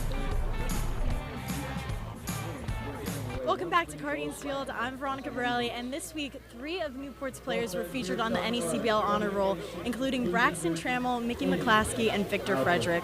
Hopefully we're able to see more of Newport's players on the Honor Roll this upcoming weeks. Back to you guys. Thank you so much, Veronica. We are gearing up for the bottom of the third. The Newport Bats haven't found all too much success so far, but now playing out of a 1-0 hole. Let's see if they can draw even sooner rather than later. Ryan Jaros, Nick Spanner, and then the top of the order, and Gus Gandy due up to begin the inning. Mike Poncini has been quite stellar so far, making a name for himself, trying to rack up those All-Star fan vote All-Star fan votes. Of course, the Bulls have their own guy trying to rack up the fan votes. Caden Claude out of the lineup today. Poncini, though, shown himself to do as good of a job as you can ask for a pitcher. 7 batters faced, 6 of them putouts. Ryan Jaros, right fielder from Rutgers, stands in. He's done a really good job of driving baseballs the other way as of late. It feels like every game or so he lines one over the head of the second baseman. In this case, it'd be Daniel Rice, and just anywhere into the right field grass. See if he can pick up Newport's first hit of the ball game. Still no hits on the scoreboard. The only base runner came from the Braxton Trammell walk. And the count moves to 2-0. Ballpark like this, extra base hits come a dime a dozen, and you gotta be careful. 2 balls, no strikes, and ball 3 on the fastball in the dirt. This is the second time today we've seen Poncini just kind of fall apart on a batter. He's been fairly strong, but you get flashbacks to Braxton Trammell's at bat, which was just seemingly uncompetitive as well. The 3-0 to Jaros, catches the inside for strike one. Come on, Ryan. Come on, Ryan. Come on, Great Ryan. pitch there from Poncini. Now going to have to try to work his way back into a full count. A favorable hitter's count. The 3-1 home misses the low and away corner for ball 4. So the leadoff man on for Newport. The second walk they've worked today puts Ryan Jaros on at first, and Nick Spanner, who's from Portsmouth, Rhode Island, will get to take his first step out on the season in front of the home crowd. He appeared in Sunday's contest against the Vermont Mountaineers, but yet to play at Cardines on the season. And I talked to him earlier today. He said it's a childhood dream to be playing for the Gulls like this. Him and John Mass both grew up just minutes apart from each other. When we talked to Mass in the booth a couple of weeks ago, he had a similar story to tell. Coming to Gulls games as a kid, watching the college stars grace the diamond and aspiring to be one of them one day. Spanner fouls one in and out of the mid of Collado behind the plate for strike 2. Spanner part of that Holy Cross team that's been doing relatively well for itself in the past couple of years, including taking games against teams like Lafayette and Army. Spanner still looking for his first hit on the season. He was 0 for the Vermont Mountaineers. Grounds one left side. Walsh back on it. Throws to second for 1. Over to first. Throw off line, not in time. But Spanner will stay put. Collado doing a good job of backing up the errant throw. But a 5-4 fielder's choice is how the Mystic Schooners collect out number 1. Errant throw from Daniel Rice does not come back to bite. Now the top of the order, and Gus Gandy steps up to the plate. Gandy 0 for 1 today. He popped out to Walsh his first time up. It's a great job there from Spanner. Didn't hit it the way he wanted to, but still hustling out of the box, and is the reason why he forced Rice to make a little bit of a wild throw. It would have been massive for Mystic if they could have gotten that double play with the bases empty. First pitch, Gandy shows bunt and lays it down perfectly. Poncini to his butt, can't scoop it up cleanly. And Gus Gandy is so good at that right there. Bunting for a base hit, doing whatever he can to get on base. And you can tell Poncini just trying to come to a halt, couldn't keep his footing. And now 2 men on with just 1 out for the ever so dangerous Tristan Salinas. 19 RBIs on the season. We'll see if he can tie things up with Ryan Jaros at second base. I'm always an advocate for small ball, and I think small ball wins games. Gandy showing the small ball right there. All they need to maybe get something going, help maybe have a comeback out, get out of this 1-0 hole. First pitch to Salinas is a breaking ball at the top of the zone for strike 1. Come on, Salinas, babe. This is exactly how you want to respond if you're Newport. Just try to find any guys on and try to take this lead back. Sometimes small ball like that can really give the offense a little bit of a spark. Newport's first hit of the ball game. The 0-1, another breaking ball, but it misses low and in. So the count evens up. 1 ball, 1 strike, 1 out to Tristan Salinas, who's really just been red hot all season long. Trying to continue what his Rutgers teammate was able to start with that walk. Poncini, eyes darting back and forth. The 1-1 misses up and away for ball 2. And we've seen the Newport Gulls have to work out of, it seemed like a jam every inning so far, but this is really the first time that Poncini has had to work against a Newport Gulls batter with a runner in scoring position. 2 balls, 1 strike, pitch home, ball in the dirt. Almost caught the lead leg of Salinas, but instead ball 3. Good thing he's got that leg brace on. If it did hit him, at least it's a little bit protected. I think you might be able to hear the Little Leaguers on the crowd mic right now. I can hear them in my headset. They're right over there. Colby Wallace in the on-deck circle. The Little Leaguers of the Coventry Little League. The aspiring Newport Gulls of tomorrow. A hitter's count, 3-1 home to Salinas off the inside. for ball 4. So the bases are loaded for the Newport Gulls, and 3-hitter number 3, Colby Wallace. And I know it may not look pretty, but Newport, another team that likes to work the walk. 3rd in the league in walks, but also 1st in runs, hits, doubles, and home runs. Colby Wallace's walk-up song, this place about a blow, and I'll tell you, if he could get a baseball out of here in front of the packed house Cardines has here tonight, you could expect the metaphorical roof to blow off of this place. First pitch fastball fired in there for strike 1. Of course, with the amount of foul balls that come backwards, I don't think we want this roof above us to be blown off. That might put us in some danger, even That's with right, Stadionic especially netting. with the rain we experienced yesterday against Danbury. The 0-1, breaking ball. Wallace goes fishing at it, comes up empty-handed. Count moves to 0-2. He's eager to try and get a run across, but that doesn't mean that you stray away from what's been working so far, which is get a good eye and only be selective about the pitches that you take. Poncini trying to force Wallace into an unproductive out. The 0-2 breaking ball tapped right in front of the plate. Poncini flipped to home in time. All he did was use the glove. Scooped it up and tossed it over to Joel Collado to pick up out 2. You mentioned that rain yesterday. You certainly had some fun with that after the game was effective. Just before the game was called, you and one of our other interns, Matt Benestad, went slip and sliding on the tarp. Yeah, joining some of the players out there. It was a fun time. While you're wearing the dress shirt. Now Devin Zyrus, who's 0 for 1, a soft line out into center field. His first time up, but he's been so dangerous in situations like this as of late. It seems like he always comes out in the 2-out runners in scoring position scenarios. He's been able to find the gaps, but can he continue to find success with Newport trying to draw even, trailing 1-0 in the bottom of the 3rd? That's a beautiful stop from Collado to hold Gandy at 3rd. Gandy with a lot of speed.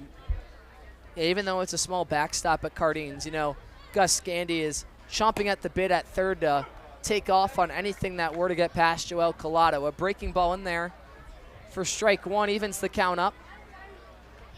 Devin Zyrus just screams patience in the left-handed batter's box. Really forces pitchers to come to him. 1 ball, 1 strike. The pitch home is a breaking ball, and Zyrus swings right through it for strike 2.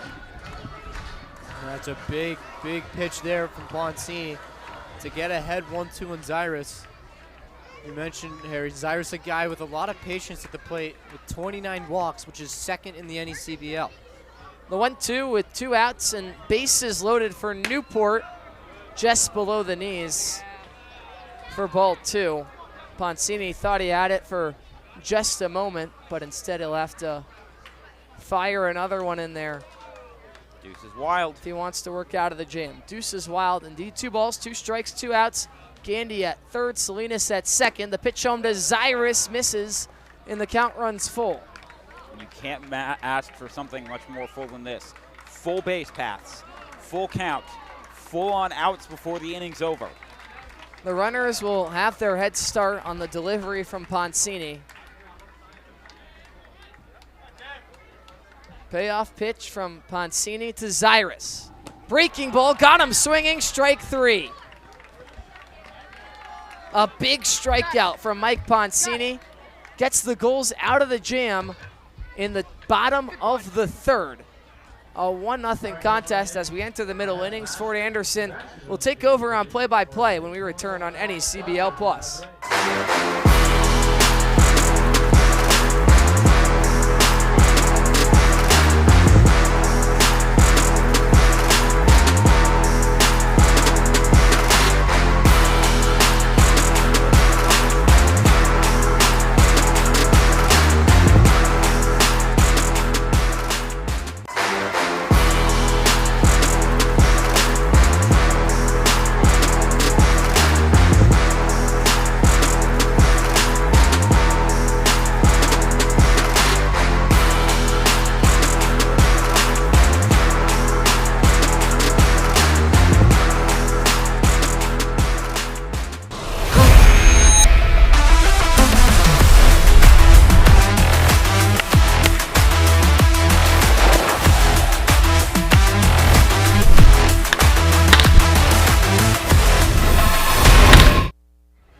welcome to the top of the fourth inning here at Guardians Field between the Gulls and the Schooners.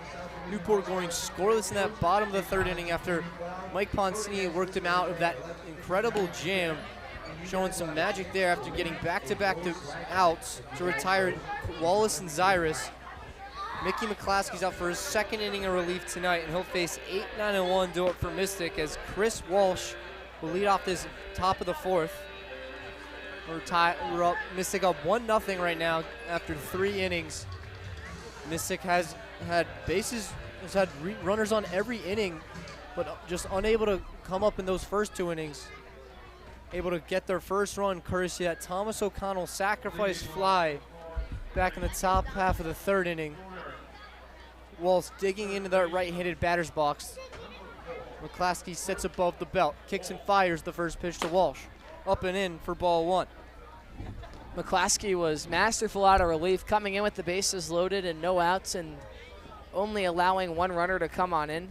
Can't really ask for much more if you're Newport. He ate up 5 innings his last time out against the Sharks. Let's see if he can formulate a similar appearance today. The 1-0 missed in the dirt for ball 2 to Walsh. Now it's scored as an earned run for him since it wasn't him. No, it's scored against I didn't think Jennings. so. The Parker Jennings line comes to an end after 2 innings, gave up 3 hits, 1 run. And that was earned while walking 5 and striking out 1. The 2-0 to Walsh misses up and in for ball 3.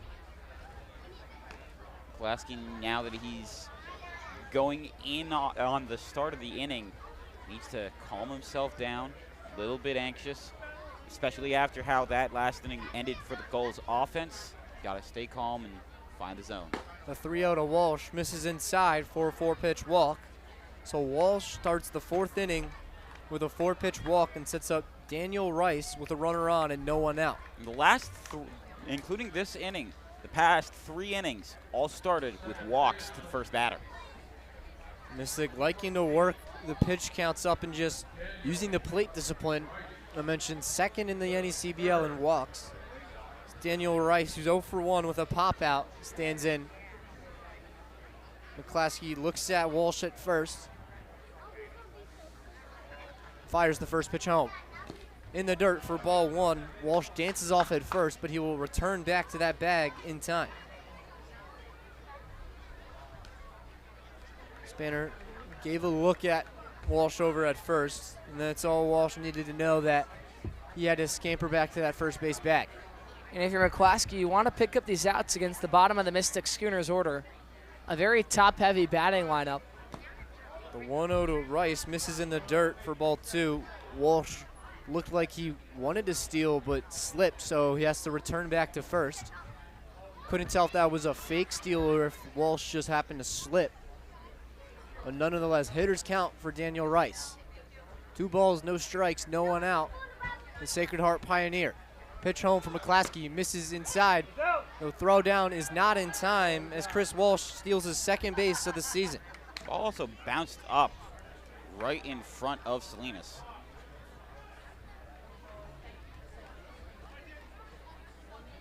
Schooners continuing to find success on the base paths. They had the double steal last inning.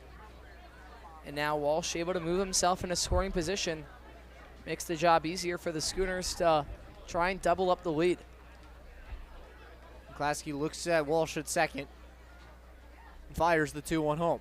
Swinging a ground ball towards the 2nd baseman, Salinas. He fields it and flips it first in time to get Rice. But that ground ball allows Walsh to advance to 3rd. Just a good piece of doing your job in the batting order, especially when you're Rice in the 9 spot. You don't always need to come up with the base hit. You're able to just kind of roll over on the ground ball, advance Chris Walsh the extra 90 feet into 3rd, and now hope the guys behind you on Harley and Belisario can continue their heavy offensive production and drive in another run. Newport bringing the infield in, trying to hold this lead at 1. First pitch to Harley in the dirt for ball 1. And you mentioned here, that is a very good job of small ball there from Rice. With the runner on 2nd and less than 2 outs, you want to put the ball on the ground to the right side to allow Walsh to advance to 3rd. The 1-0 to Harley. Well upstairs for ball 2. Yeah, you could tell just kind of slipping early out of the hand of McClaskey. Spanner able to pop to his feet and keep it in front in time. It's a very athletic play there from Spanner. Have to jump up from that crouch. Hitters count for Harley.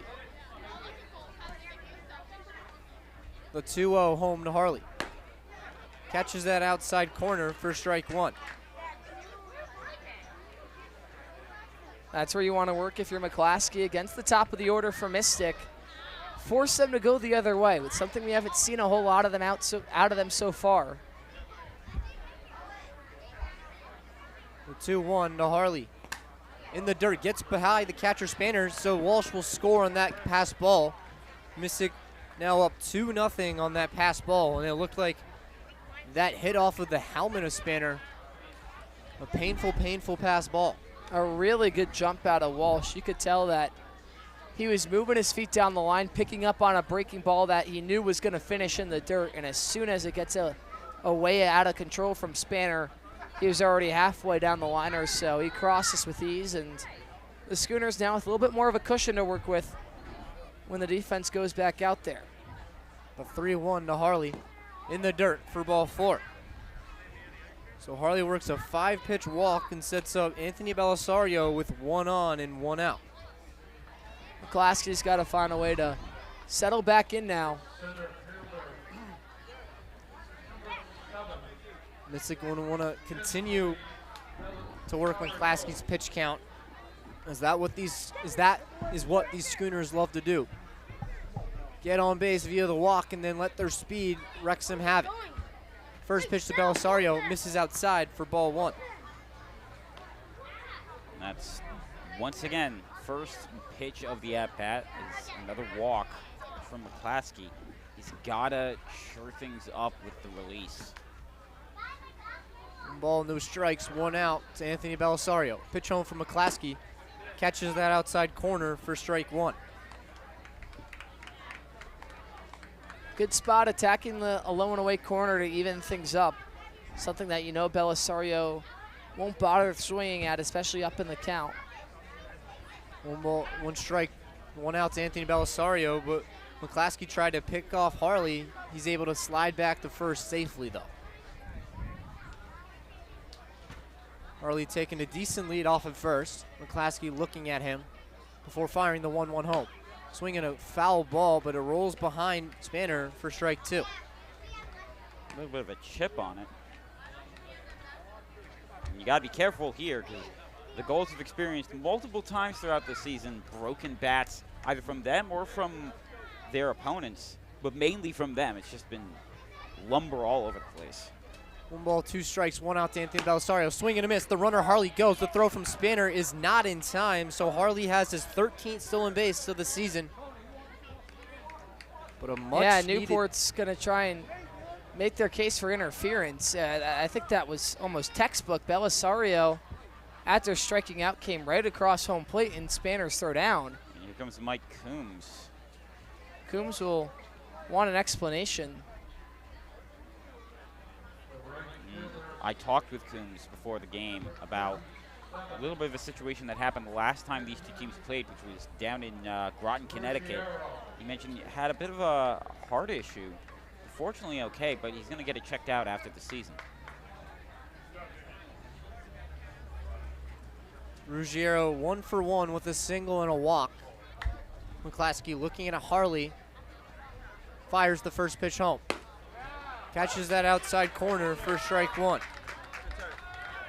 Now that you've got 2 outs, now you can start to be a little bit more relaxed, and I think that's what McClaskey's going on with his mindset of, okay, 2 outs, I can calm down a little bit mentally. Especially Newport's going to need him to eat up a lot of these middle innings, so he has to not only try and put an end on this inning, but also work towards building momentum into the top of the 5th as well. Ruggiero with a big league take on that 0-1 pitch, as that just missed outside for ball one. McClaskey staring in for his sign from Spanner. Looks at Harley at second and fires the 1-1 home. Swung on and grounded towards the second baseman, Salinas. A tough play for him, but he fields it and flips it over to first in time to get Ruggiero. Mystic going 1, 2, 3 in this top of the 4th inning. leading Harley at second, but not before they add another run, courtesy of that RBI ground out from Chris or that wild pitch that Chris Walsh scored on. It's 2-0 Mystic going to the bottom of the fourth on NECBL Plus. Most people spend their time trying to fit in. Not me. I want to be all in. I want to be in too deep, in the moment, in the center of it all, in the room where it happens. In it to make a difference every single moment of every single day. So grit your teeth and smile. Be ready to take on adversity. Be ready to transform the world. Ready for whatever life has in store. So, you in?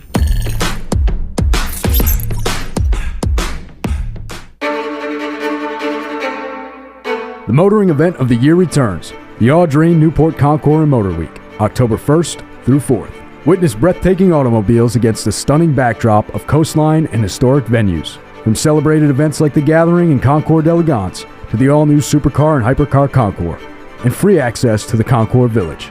There's something for all to enjoy. Join us in our chair Jay Leno in celebrating automotive excellence, luxury, and community. Tickets on sale now. Welcome back to the bottom of the fourth inning here at Cardinals Field between Mystic and Newport. Mystic scoring one in the top of the fourth inning on that wild pitch that Chris Walsh scored on. Mike Poncini's out for his fifth inning of this ball game. Fourth inning of this ball game. He will face 5, 6, and 7 due up for Newport as Braxton Trammell, who worked a 4-pitch walk, will lead off this home half of the fourth. But last inning, the Gulls might have gotten their offensive snowball rolling. 6 batters, including having the bases loaded.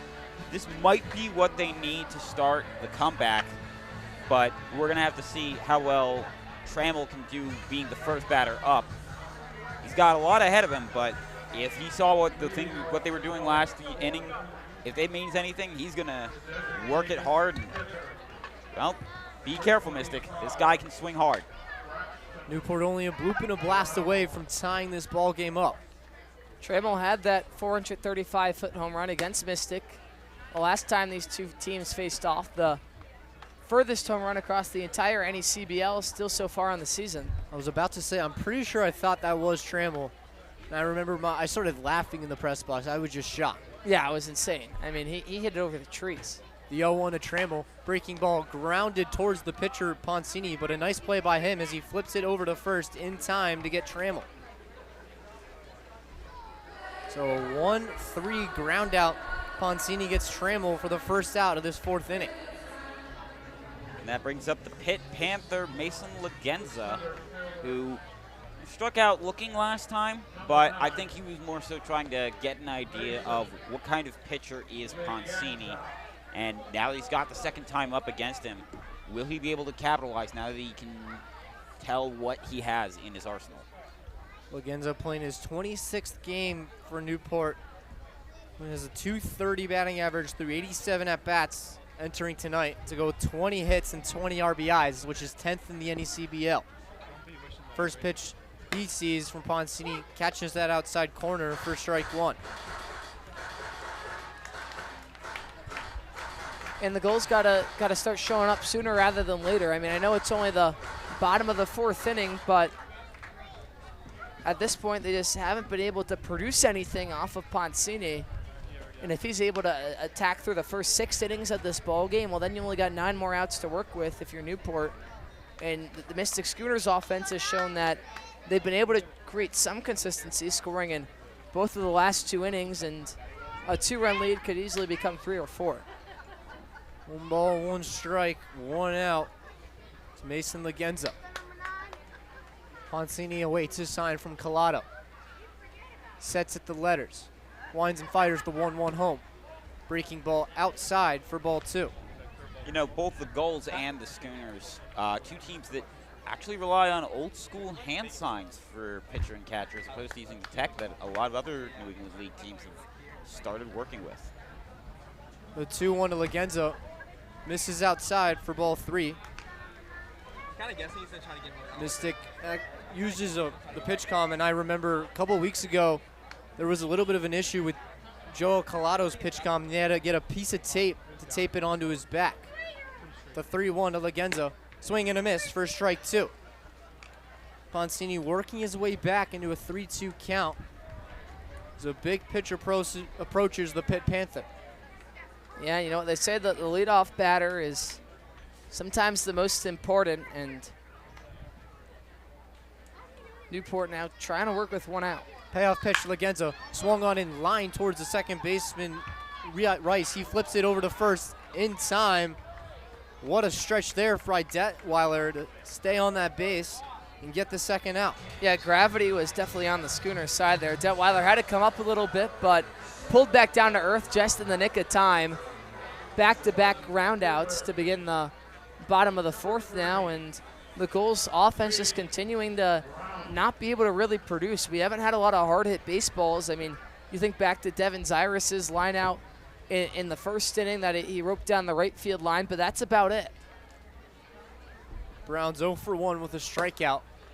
Watches that pitch catch the outside corner for strike one. That strikeout ended the home half of the second inning. Brown with a .254 average through 71 at-bats. Mancini looks back and fires the 0-1. Swung on and fouled off the helmet, it looked like. Little double doink action off the backstop for strike two. We see one of our interns going around with the Vote for Cloud sign, trying to get, sorry, not one of our interns, but one of our ops team, trying to get more votes for Caden Cloud for the All-Star game. And you know, Cade Brown, that walk-up song, The Show Goes On by Lupe Fiasco. Ain't nobody leaving, nobody going home, and he's going to try and make sure nobody's going home until this game is done, if he has anything to say about it. Zephyr is the official on-field cap of the NECBL. Also known as the Z-Hats, Zephyr is the authentic college hat with over 800 colleges and channels that same energy and creativity into building custom hats for all types of pro sports teams, clothing brands, and companies everywhere. Make sure you pick up your Gulls hat on today. The 0-2 just outside for ball one to Brown. And Newport just needs that spark. They need one of these guys, even with two outs, just to come up with a big hit, find a gap, and just jumpstart the offense a little bit. Because for Newport, it seems like when they pick up a hit, they come in bunches, and when they're not finding success, they're just stuck in, they're frozen in motion. 1-2 to Brown, missed outside for ball two. Deuces wild, 2 balls, 2 strikes, 2 outs to Cade Brown. Poncini sets the belt, fires the 2-2. Struck him out. What a pitch by Mike Poncini. Gets Brown swinging and gets the Gulls 1-2-3 in the bottom of the fourth as Mystic still leads going this top of the fifth on NECBL Plus.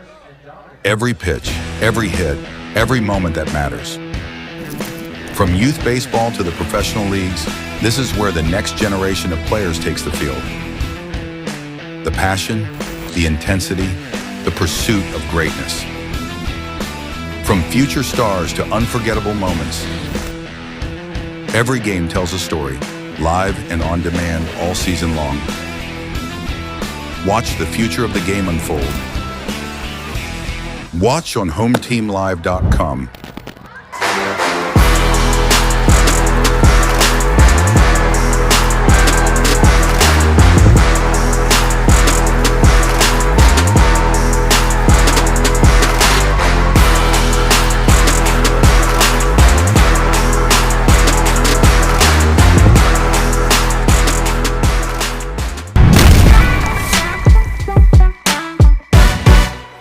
Welcome back to the top of the fifth inning here at Guardians Field between Mystic and Newport. Newport going scoreless in that bottom of the fourth as Mickey McClaskey's out for his third inning of relief tonight. He'll face 8-9-1, due up for Mystic. 4, 5, and 6 due up for Mystic. I was actually looking at Newport's due up, which will be later in this bottom of this frame. So stay here for that. But Bryce Detweiler, who's still looking for his first at-bat of this ball game, worked 2 walks so far today, will lead off this fifth.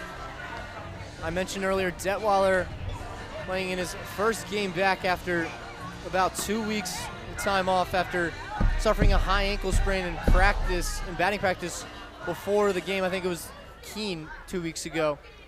He was out for about 10 days, and then Ocean State was his first game back, and unfortunately for him, his first at bat in that first inning, took a swing on a high fastball and then tweaked something in that foot again. So coming out of that ball game, but now after the off day yesterday, the not so plain off day after the doubleheader in North Shore was canceled, Detweiler back in the lineup tonight. Yeah, and he's just been disciplined so far. I mean, both of his at-bats haven't been super competitive, but he hasn't gone chasing and giving away any bonus strikes. He's stayed within himself, and he hasn't been afraid to just be patient and force the arms on the mound to come to him. And that's what this Mystic team loves to do, make the pitchers come to them. 1 ball, no strikes, no one out to Bryce Detweiler. Swinging a foul ball off the backstop for strike 1. That one was coming right for us.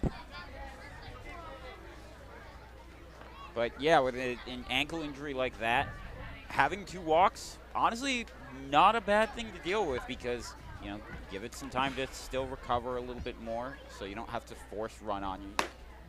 The 1-1 missed upstairs for ball 2.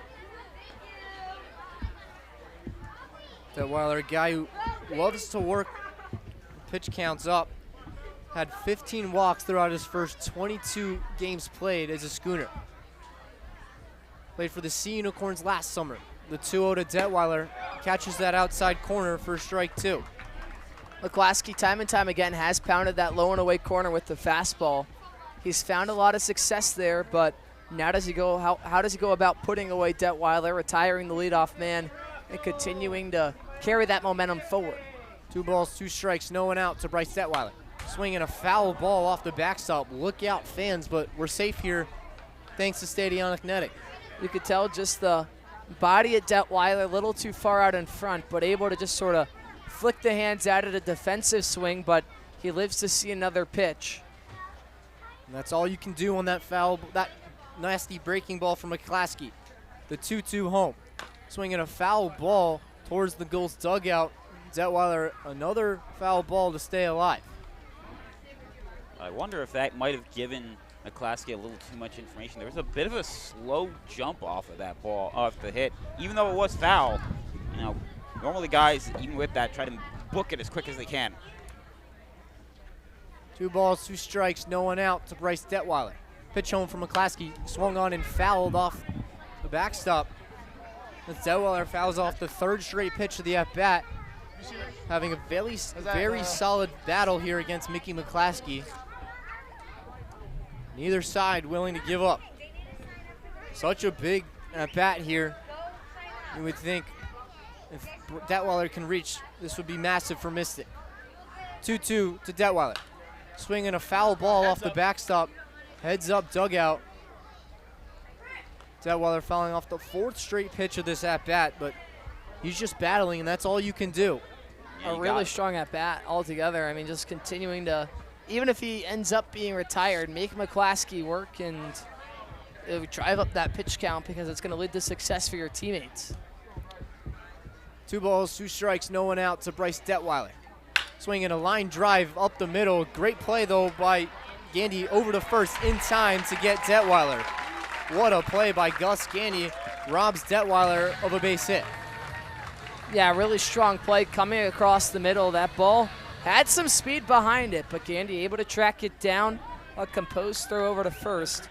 Retires the leadoff man Detweiler when he just seemed like such a tough out today. O'Connell 0 for 1 with that double play and that sacrifice fly that came back in the 3rd.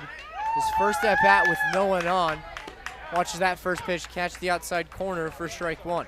Ford, you saw me peeking at the Orioles-Red Sox score. I mean, I'm a Yankees fan, but I can respect something cool when it's happening, and the Red Sox being at 15 wins. Double-digit win streak. You don't see that a lot in baseball. If they could get to 16, longest in franchise history, I believe. It would be. Yeah, are you a Sox fan? I'm a diehard Sox guy, so I was peering over at your phone. Unfortunately, Baltimore scoring first, but it hasn't mattered so far for the Sox over this. They've had magic. They're just going to need to pull out some more of it. The 0-2 to O'Connell. Misses outside for ball 1. And you know that magic coming after they had a very slow start to the season. Had to fire Alex Cora in April. So, who knows? Maybe that's what they needed. It was just a new leadership at the coaching position. 1 ball, 2 strikes, 1 out to Thomas O'Connell. Swinging a fly ball, but it will go foul behind the stands here at Cardines. And I didn't get to mention this. This is the first time this game that O'Connell, coming up to the plate, with no runner at third. Like no runner at all, but let alone at third base. Both his first 2 at-bats were with the bases loaded, in fact. O'Connell trying to start this rally in the top of the 5th. The 1-2 home from McClaskey. Catches that outside corner for strike 3. What a pitch there from McClaskey. Gets O'Connell looking. Yeah, just plants a breaking ball on the outside part of the plate, the very edge of it to be exact, and O'Connell can do nothing but look at it. McClaskey trying to send down the Mystic Schooners 1-2-3 for the first time today. That would be big for this Newport pitching. Try to give their bats a little bit of momentum. First pitch to Collado, misses upstairs for ball 1. Collado worked a 4-pitch walk back in the 2nd and then struck out swinging in the 3rd. McClaskey kicks and fires the 1-0 home. Swing and a miss for strike 1. Down to the dirt, too. So he definitely saw something he thought he liked, but McClaskey, a little bit of a trickery there with the sinker. Collado expecting the fastball there from McClaskey, taking a healthy hack, looking for his 4th long ball of the season. It just came up empty there. The 1-1 to Collado. Misses outside for ball 2.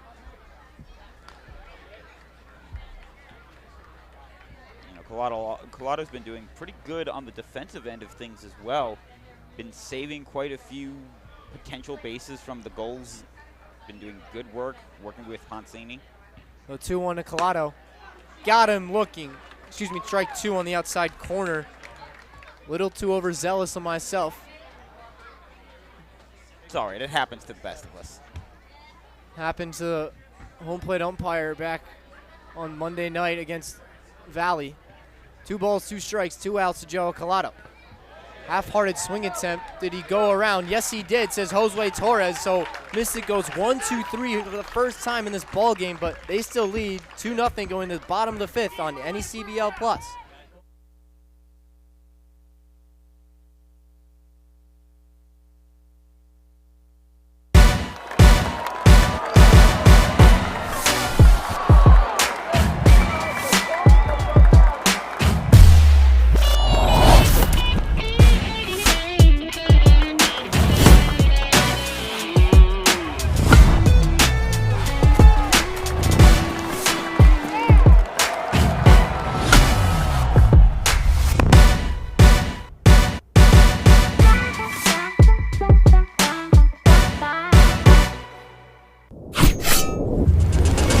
Stadionic's primary goal is to maximize fan safety and amplify the fan experience so that you or your client get exactly what you envision. Welcome into beautiful Chapel Hill, North Carolina. It's downright gorgeous.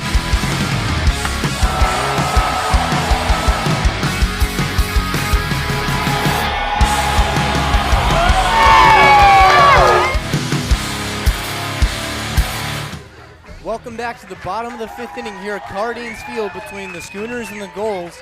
Mystic going scoreless in the top of the 5th inning, as well as going 1-2-3 for the first time in this ball game, as Mike Poncini is out for his 5th inning of work tonight. He'll face 8-9-1 duo for Newport, as Ryan Jaros, who worked a 5-pitch walk to lead off the 3rd, steps in. Getting a serious case of deja vu from 2 innings ago. Yeah, that's right, and we'll see if Ryan Jaros, he's a guy that has that quiet presence, but always seems to come up when the Gulls need him to. And if he can find a way to just pick up a base hit, similar to that Gus Gandy, single that he bunted down the 3rd base line. I know the Gulls came up empty-handed in that inning, but it at least just brought some life into this place. And that's what Newport needs right now. They need a little bit more life. They need to find a way to get the offense going any way they can and just find themselves on the scoreboard. Also, credit to Poncini after being in the jam in that 3rd inning, 1-2-3 in the 4th. Great mindset from him, as well as it works really well for the pitching staff of just giving him the right instruction. And I think that really big play for Poncini to get out of that jam was that ground ball right back to him that Nick Spanner hit. That Poncini was able to make a nice flip with the glove over to Collado to retire Gandy, who was coming home to score. First pitch swinging is Ryan Jaros. He grounds that over to Collado. A good play over to first in time to get Ryan Jaros. Real close one, too. I talked about the Gandy bunt, and that's practically a swinging bunt from Jaros, only about 3 or 4 feet in front of the plate. Collado, a good job of establishing his presence, making sure that Poncini knew that it was the catcher's ball to get, and then used the momentum of his body to position a throw over to first, pick up out number 1. With no one on and 1 out, and steps the catcher, Nick Spanner, who's 0 for 1, although he reached on base via a fielder's choice in the third. Advanced all the way to third, but was stranded there. Newport still looking for their first run of the ball game. And Poncini, if he can get through this inning, it would be the second time he pitches 5 innings. Called strike on the outside corner to Nick Spanner. You know, that fielder's choice also almost was a double play, but the throw to first was a little bit off of line. The 0-1 to Spanner. Misses outside for ball 1.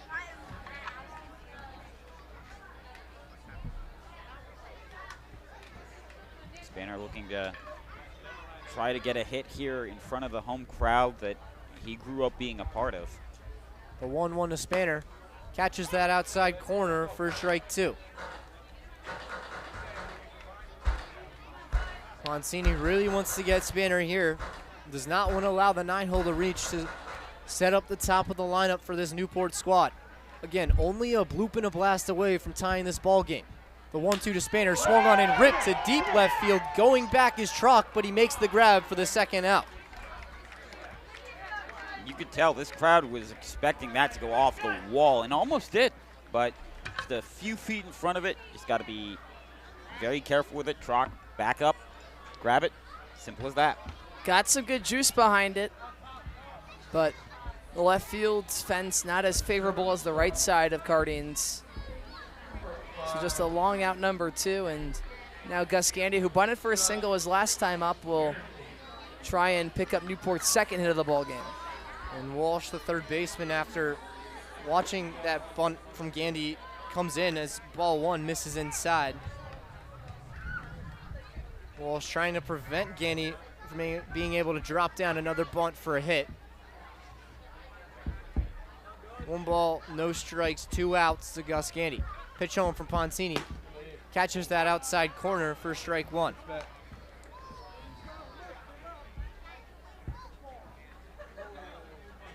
Gandy was able to at least extend that third inning, and now he's got to try. He's in a very similar position to what Thomas O'Connell was. 1 ball, 1 strike, 2 outs to Gus Gandy. In the dirt for ball 2. Some chalk flying up from the batter's box. A little flare from that stop from Collado. Flashing the leather there, but with no one on it, doesn't really matter, but still got to give Collado his flowers. It still looks like a pretty cool play.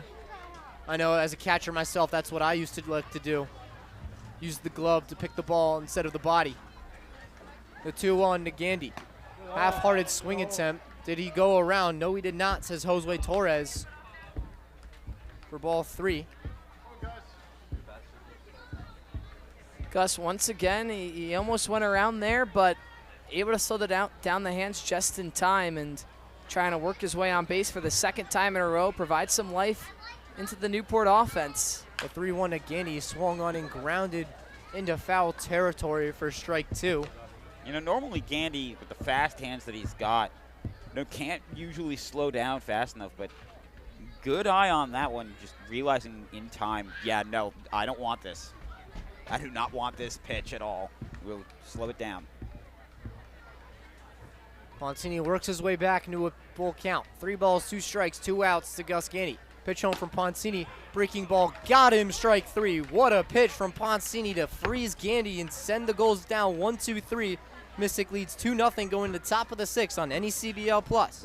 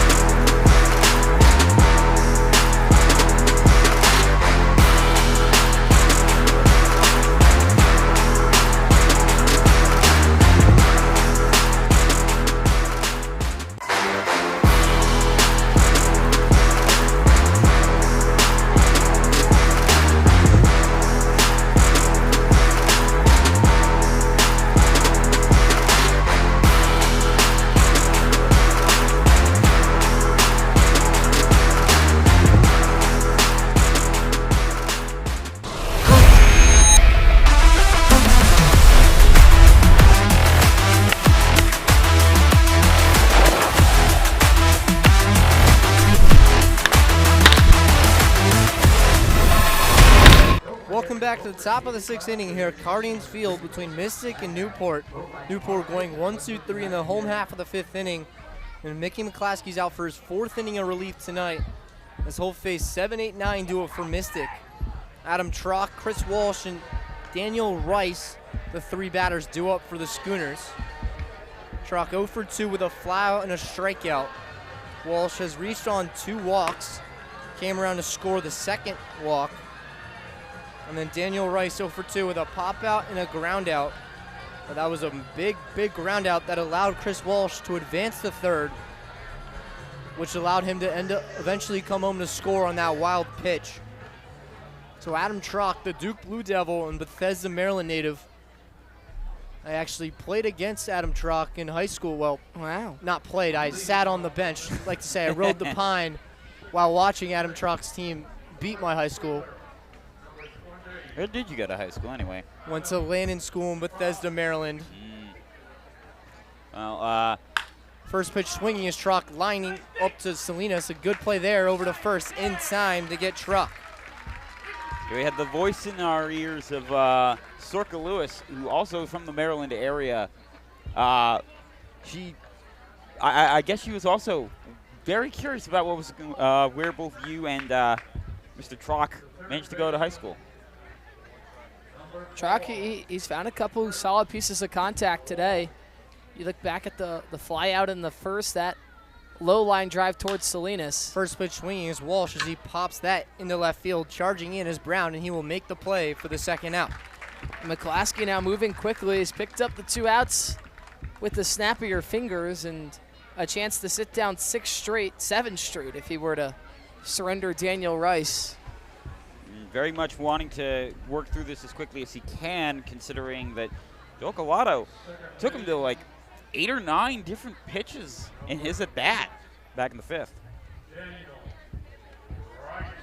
Rice 0 for 2 so far tonight. First pitch he sees from McClaskey. Catches that outside corner for strike 1.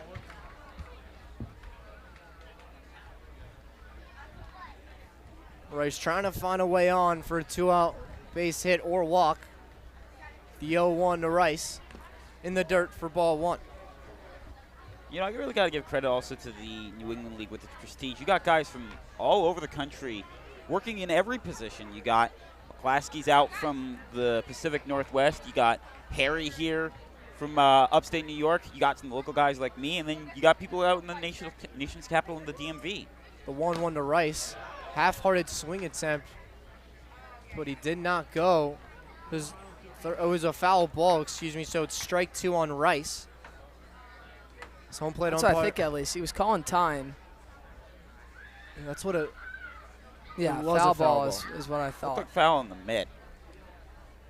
1 ball, 2 strikes, and 2 outs will be the pitch that approaches Daniel Rice.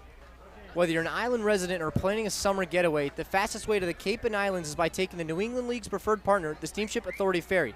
Visit steamshipauthority.com for more information. The 1-2 home to Rice in the dirt for ball 2. Gotta love that Vineyard trip. We have one more, I believe. I think it's later this week. The Schooners travel up to the Shark Tank for one more time. Vineyard's got 1 trip left up here. That's next Wednesday, the final home game of the season, which is also host family night for the Gulls. 2 balls, 2 strikes, 2 outs to Daniel Rice. Pitch home from McClaskey swung on and drilled to deep left field, but it will fall foul by the Gulls bullpen. That Sharks team, #1 seed right now in the playoff standings if the season were to end today. That is not a team I think anyone wants to play against. Yeah, Mystic and Newport both trying to fight for that top wild card spot to be on the opposite side of the Vineyard. The 2-2 home to Rice. Swung on and fouled off the backstop as Rice stays alive. Yeah, after 2 really quick at-bats to Trock and Walsh, Rice putting up a really good fight. Not letting McClaskey beat him easily. Very much the same thing that happened with the at-bat that Colato had.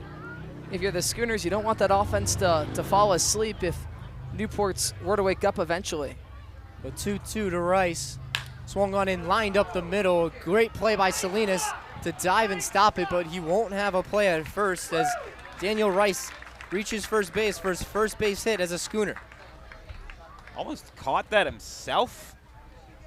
Yeah, Gus Gandy getting across, showing off the range, but yeah, just not a reasonable play for the shortstop to be able to make coming to his feet. And with 2 outs and 1 on, in steps the leadoff man, Jack Harley. 0 for 2 with a strikeout and a flyout, as well as a walk. Stole second, but was stranded there. First pitch he sees is he squares the bunt, but puts it foul for strike 1, excuse me. But after Rice was able to find a way on with that 2-out single, it would be massive if Mystic can try to find a way to get that 3rd run home. It's exactly what Harley wants to do. Try to find a way to put the ball into the gaps to allow Rice to go first to home. Harley borrowing a little bit from Gus Gandy's playbook of first pitch bunt. No balls, 1 strike, 2 outs to Jack Harley. Pitch home from McClaskey. Misses outside for ball 1. Good spot, trying to catch the outer black, but just barely missing, and a good take from Harley to even up the count. Harley, a man with a lot of discipline at the plate, had 24 walks so far this season, which is 6th in the league. The 1-1 is swung on and ripped to the left field, but it will fall foul behind the Gulls bullpen. Harley also had 41 walks last summer, which led the entire NECBL. You know, I have to make a little bit of a correction there. It's not the Gulls bullpen, it's the Gulls and Schooners bullpen, because they share the bullpen area out there. I forgot about that. That's an important tidbit here of Cardines Field, as well as the dugouts being on the same side. 1 ball, 2 strikes, 2 outs to Jack Harley. Swinging a foul ball off the backstop as Harley fouls that and stays alive. You see Victor Frederick chasing after that last foul ball, but once again, a really strong at-bat out of the Schooners. Harley now trying to do anything he can to keep the 2-out rally alive. Get it to Belisario and Ruggiero, who have just been monsters at the plate all day. 1 ball, 2 strikes, 2 outs to Jack Harley. Pitch home from McClaskey. Just outside for ball 2.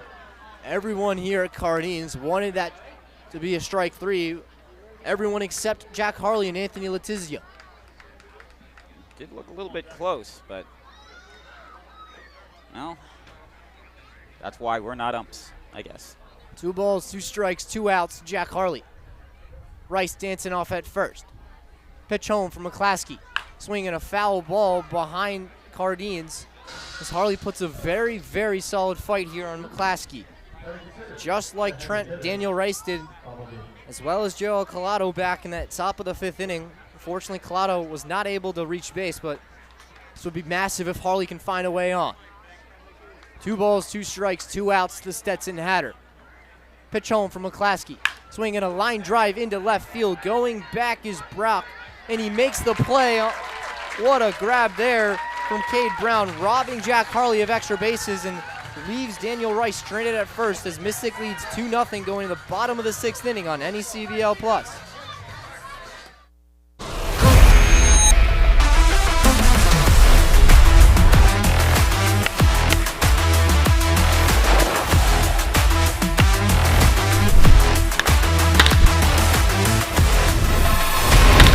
Looking to show off your Newport Gulls pride? Swing by the Goalie Shop, your official home for Gulls gear.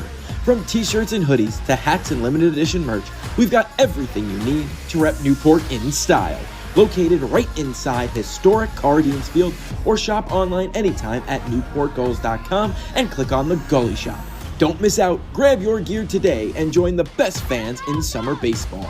The Goalie Shop, where Gulls fans gear up.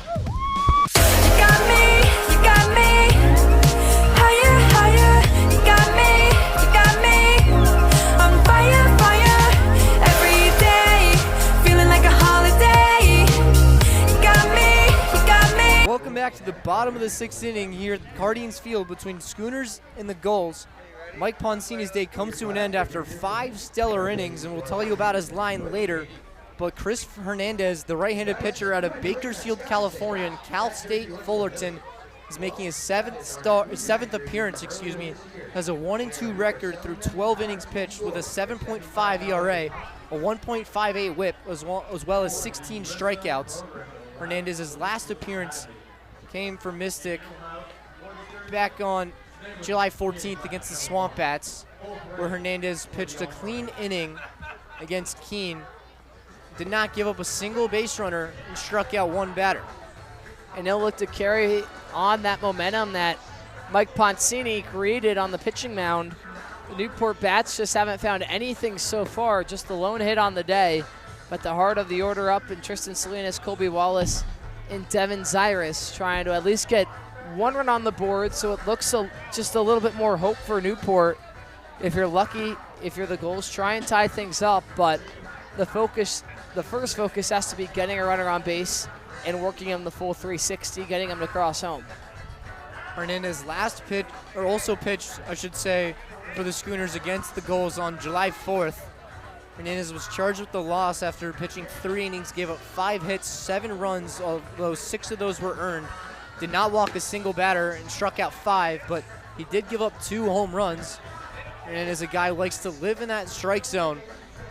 But you can see, you've seen him get into a little bit of trouble because it almost seems like he throws too many strikes that the hitters are just able to pick up on it, hit it a long ways. Yeah, having an ERA over 7, he's got flaws, but you know, with the good start that Poncini gave him, I think he might have a chance here. That might be why they're throwing him out there right now, is with the good start that he's got. He'll face 2, 3, and 4 due up for Newport as Tristan Salinas, who's 0 for 1 with a flyout, steps in, swings at the first pitch and grounds that to the shortstop Harley.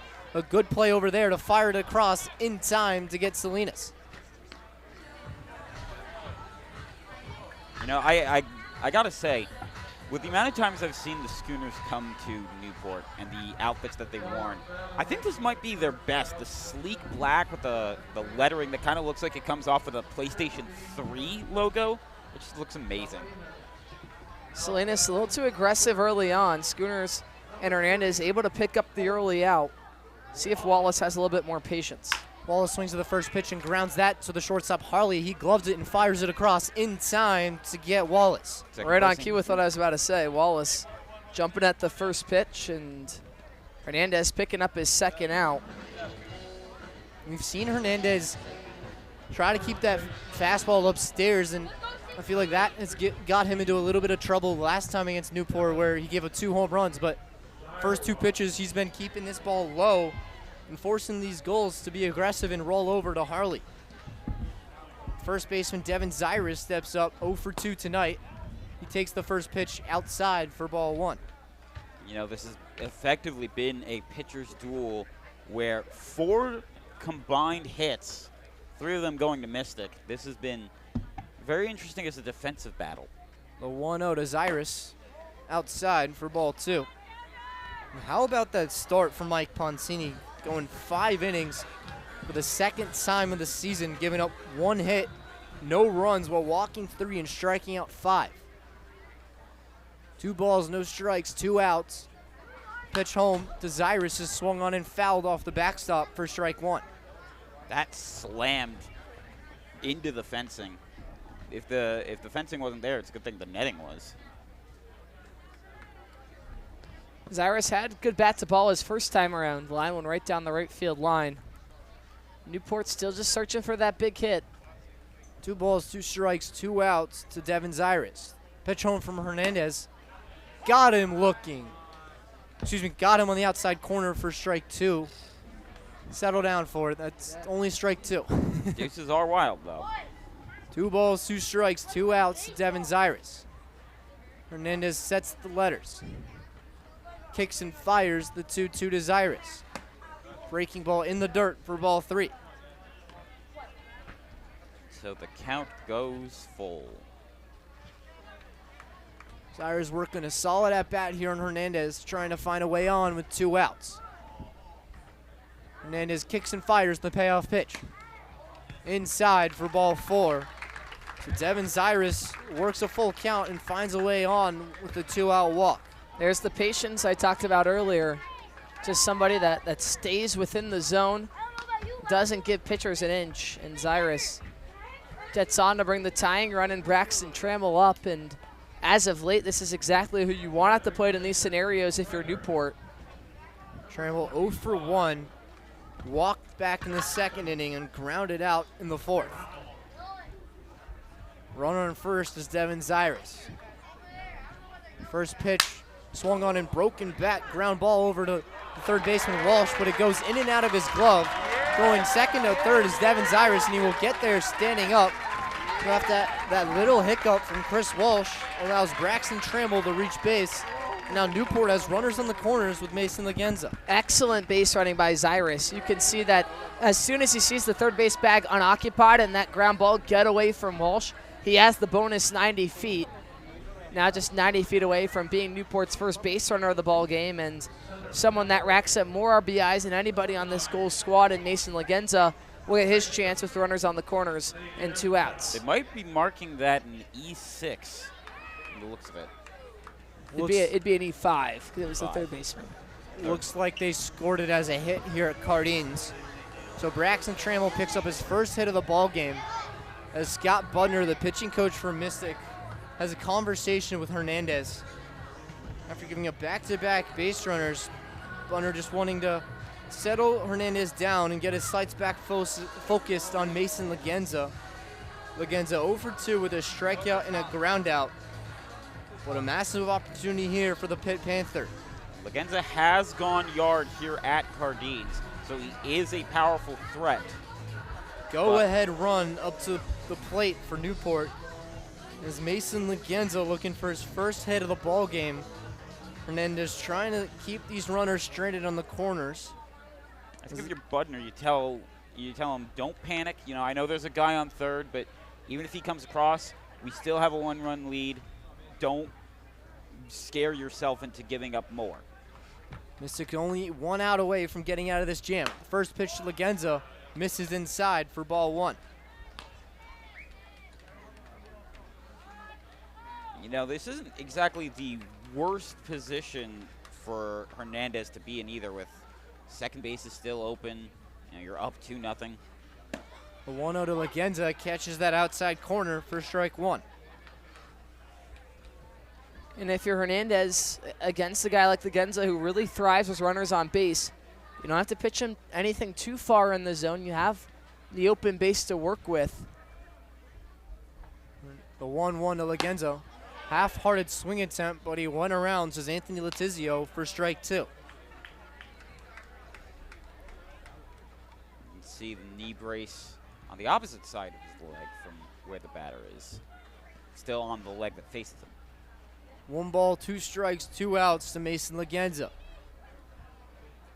Hernandez taking a look at Trammell, who's trying to steal second, but he will step off and Trammell will have to return back to first. Great communication by the Schooners to alert their pitcher. I mean, Trammell got about halfway before Hernandez stepped off. Trammell trying to throw Hernandez into a rundown to allow that runner Zyrus to come home to score. The 1-2, called strike 3 on the inside corner as Hernandez freezes Lagenza and leaves those 2 runners stranded. But don't go anywhere, guys, because I'm handing the play-by-play duties over to Harry for the last 3 innings. Every pitch, every hit, every moment that matters. From youth baseball to the professional leagues, this is where the next generation of players takes the field. The passion, the intensity, the pursuit of greatness. From future stars to unforgettable moments, every game tells a story, live and on demand all season long.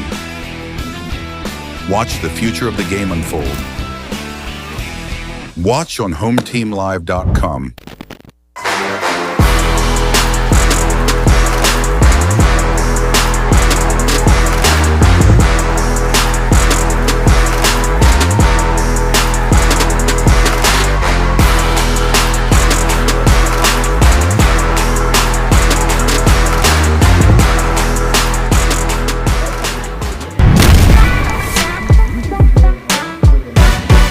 Welcome back to Cardines Field. I'm Veronica Borelli, and your vote matters. There is still time to send one more Newport Gull up to the All-Star Game in Sanford this Sunday. Head to the Newport Gulls Instagram page and vote for Caden Cloud. Back to you guys. Thank you so much, Veronica. You could scan that QR code or head to the NECBL on Instagram to cast your vote for Caden Cloud or whatever South Division vote fan nominee that you see fit. Mason Christopher, the man on the bump, for the Newport Gulls, typically in a starting role, but out of the bullpen today. Last through against the Ocean State Waves just over a week ago, went 2 1/3 innings, surrendering 3 runs, 3 Ks to 3 walks on the year, a 5.49 ERA, just under 20 innings pitched. He's recorded 20 strikeouts to the 5 walks and a 268 batting average against. He'll aim to keep this game right where it's at. The Newport offense yet to muster anything. Still a 0 on the scoreboard, but the Newport pitching has been fairly strong. The Schooners, well, they've gotten runners on base, but only 2 runs on the scoreboard to show for it. See if they can find more success in the top of the 7th. We're already in the back third of things. This game just flying on by, but it seems like every time these two teams have squared off, the later innings seem to be the most exciting. We thank you for staying with us on NECBL Plus. Alongside Joe Dupuis and Ford Anderson, I'm Harry Tidgewell. And take a look at some of the scores going on around the league. We're following some of the playoff races. Down at Danbury, it is a 7-0 clobbering of the Ocean State Waves by the Westerners. Up, meanwhile, in Vermont, very close game just like here. 2-1, the Mountaineers leading the Swamp Bats. For the top of the 6th, over in Bristol, the other Connecticut team, it's a 5-2 lead for them over Upper Valley. And the final game of the night going on up in Holyoke as the Valley Blue Sox currently trailing the 2nd-seeded Sanford Mainers 5-3. This arguably the biggest game of the night, however. The Mystic Schooners at 21-14, the Newport Gulls at 21-15-1. Just half a game separates these two ball clubs. And while the win for Newport could catapult them into the 2nd place in the South Division standings, the 3rd overall seed in the current playoff picture, and if the Mystic Schooners were to walk away with a win, well, they just get a little bit more wiggle room to work with coming down the final week of the NECBL season. First pitch from Christopher, a ball. Second pitch popped up into shallow left field. Cade Brown right underneath it, barely had to move a muscle, makes the catch for out number 1 and retires. Anthony Belisario, Anthony Ruggiero now stands on it. Yeah, you mentioned, Harry, this is by far, I believe, the biggest game of the NECBL tonight. We were talking about a little bit off air that both of these teams just fighting for that top wild card spot. And that is such a big spot, as whoever gets that would be on the opposite side of the Sharks in that playoff bracket. First pitch from Christopher, grounded right side. Zyrus has it and will take it to the bag himself for a quick out number 2. 3 pitches and 2 outs already for Mason Christopher, trying to cruise through his first relief appearance of the season. You get the Newport Bats right back up. Only 6 combined hits on the day. 4 of them coming on the Schooner side of things, 2 for the Gulls. And the final line for Mickey McClaskey, after 4 innings of work, he had 5 strikeouts with 1 hit, 1 earned run, and 2 walks. Now Detweiler, who's worked a couple walks so far today, he was sat down his last time up. Watches ball 1 up and in. Red Sox did get themselves on the board 4-1 in favor of the Orioles. We've been keeping tabs on that game. Even I said it earlier, as a Yankees fan, the Red Sox having won 15 straight, seeing if they could break the franchise record is still something that's pretty cool. A ground ball right side. Salinas has it cleanly thrown over to first in time for out number 3. 1-2-3 go the Mystic Schooners. Can the Newport Gulls offense get something going in the home half? Find out up next on NECBL Plus.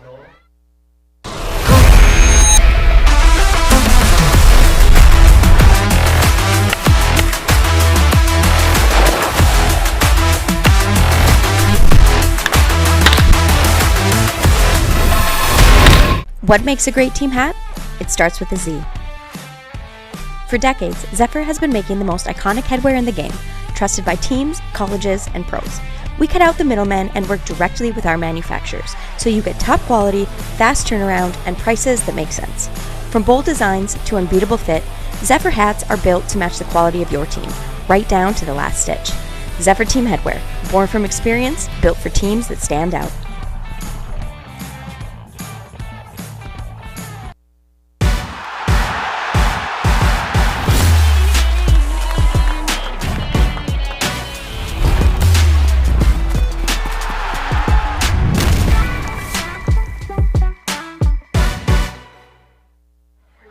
Just finished singing the 7th inning stretch. Some of our interns, Olivia, Veronica, and Adelina, dancing their way through this ball game. The Mystic Schooners dancing their way through a 2-0 contest, trying to hold on for their 22nd win of the season. And well, speaking of all the music, the Gulls offense as of late, it's like that Katy Perry song. They're hot and they're cold, and well, today they've been as cold as ice, completely frozen in motion, yet to get a single run on the scoreboard. And for a team that sits towards the top of the NECBL in several statistical categories, they just haven't been able to produce anything offensively tonight, even going back to yesterday when they put up just 2 runs at home against the Danbury Westerners through what was just a 6-inning ball game prior to getting canceled due to the inclement weather. And this has kind of just been the epitome of the Gulls season has been, they're not able to quite complete a full 9-inning game. And it's just, they either start out really good and then trail off at the end and the other team comes back, or they start off slow and can't really get anything going until the 11th hour. Well, we've seen a couple of comebacks from Newport already on the season. 2 walk-off wins to their name at Cardines. Can they muster up a little bit more magic with 9 outs left to play with? Cade Brown, Ryan Jaros, Nick Spanner do up 7-8-9. Cade Brown pops one straight back into the netting. And remember, whether you're an island resident or planning a summer getaway, the fastest way to get to the Cape and Islands is by taking the New England League's preferred partner, the Steamship Authority Ferry. Visit steamshipauthority.com for more information. Trust me, speaking from experience, trying to swim across is not the way to go. Especially those choppy Atlantic waters in the summer. I'm just joking, Joe. Don't worry. 1 ball, 1 strike, no outs to the leadoff man, Cade Brown.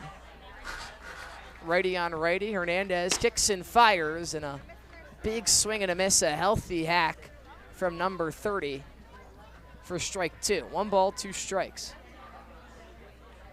No, I really got to say, I've been to Mystic. It's a very beautiful town, especially their aquarium. It's absolutely top-notch. The 1-2, breaking ball, tapped right back up the middle. Hernandez has it on the glove. Flip on over to first in time as Chris Hernandez sends down the leadoff man for out number 1. It's a great job there from Hernandez to get Brown to roll over and hit it right back to him. And I know Newport hasn't been very solid tonight with the bat in the hands, but you got to give some of that credit to this Mystic pitching staff, only limiting Newport to 2 hits and 4 walks thus far. Well, now Ryan Jaros, who's 0 for 1 on his day, he has been one of the Gulls batters to work a walk so far. Very interesting trivia note. Yeah, we got to get to trivia. That's right, Joe. The top of the 7th flew by so quickly. You picked up what I was putting down. We'll get to it right now. Today's question, and you guys can give me your answer in the top of the 8th, is which batter in MLB history has the most 40 home run seasons? I know we had another home run trivia question yesterday, but we're sticking with the long balls, or 2 days ago, I believe. Yesterday was an all-star question. But no, yesterday was a home run. It was home runs? Okay, that's what I thought. All right, the question, most player in MLB history with the most 40 home run seasons. You can give me that answer during the top of the 8th. So some time to digest it while the Newport Gulls try and muster up anything offensively. Jaros falls behind 0-2.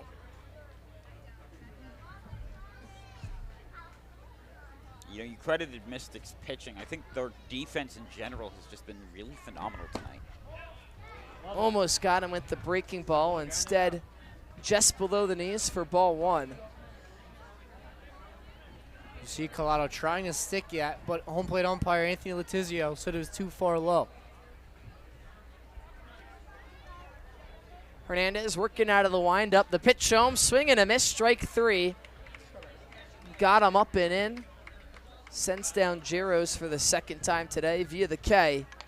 Picks up the 2nd out, gives way to Nick Spanner, who had that deep fly out to left field his last time up. Just about the hardest that any Newport Gull has hit the ball today, but it went into the glove of left fielder Adam Trock. So we'll see if his luck is better the 3rd time around. Now, luck isn't always on time, just like love, as that's what they say. Spander's walk-up song says. First pitch home, fastball in there for strike 1. Now, I got a note. I'm looking through my own stats on this. So far tonight, between both the Gulls and Schooners, 11 strikeouts from those pitching stats. So. Spanner fouls one off right side. I think that hit into the post. Into the fencing, right over the dugout. Newport coming into tonight leads the league in strikeouts as a pitching staff. Mystic sitting 10th. Well, there's the duality of it in that the Newport pitchers strike out the most batters, but the Newport Gulls hitters have struck out more than anybody else. The 0-2 home to Spanner. Breaking ball misses the inside for ball one. I also believe Mystic strikes out the second most of any hitting team. Their defense has been phenomenal, and that might be why the Gulls have been struggling, because you shut down that offense, you shut them down. 1 ball, 2 strikes, 2 outs. Hernandez trying to go 1, 2, 3. Righty on righty, kicks and fires. Broken bat, pop up the middle, working back Daniel Rice, and lifting the glove up to make the catch for out number 3. The bat head got all the way out to the shortstop, Jack Harley, but that'll do it for the bottom of the 7th. Newport still scoreless, 2-0 in favor of the Mystic Schooners. We'll return on any CBL Plus after this. Every pitch, every hit, every moment that matters. From youth baseball to the professional leagues, this is where the next generation of players takes the field.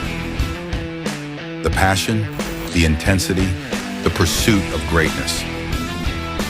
From future stars to unforgettable moments, every game tells a story, live and on demand all season long. Watch the future of the game unfold. Watch on HomeTeamLive.com.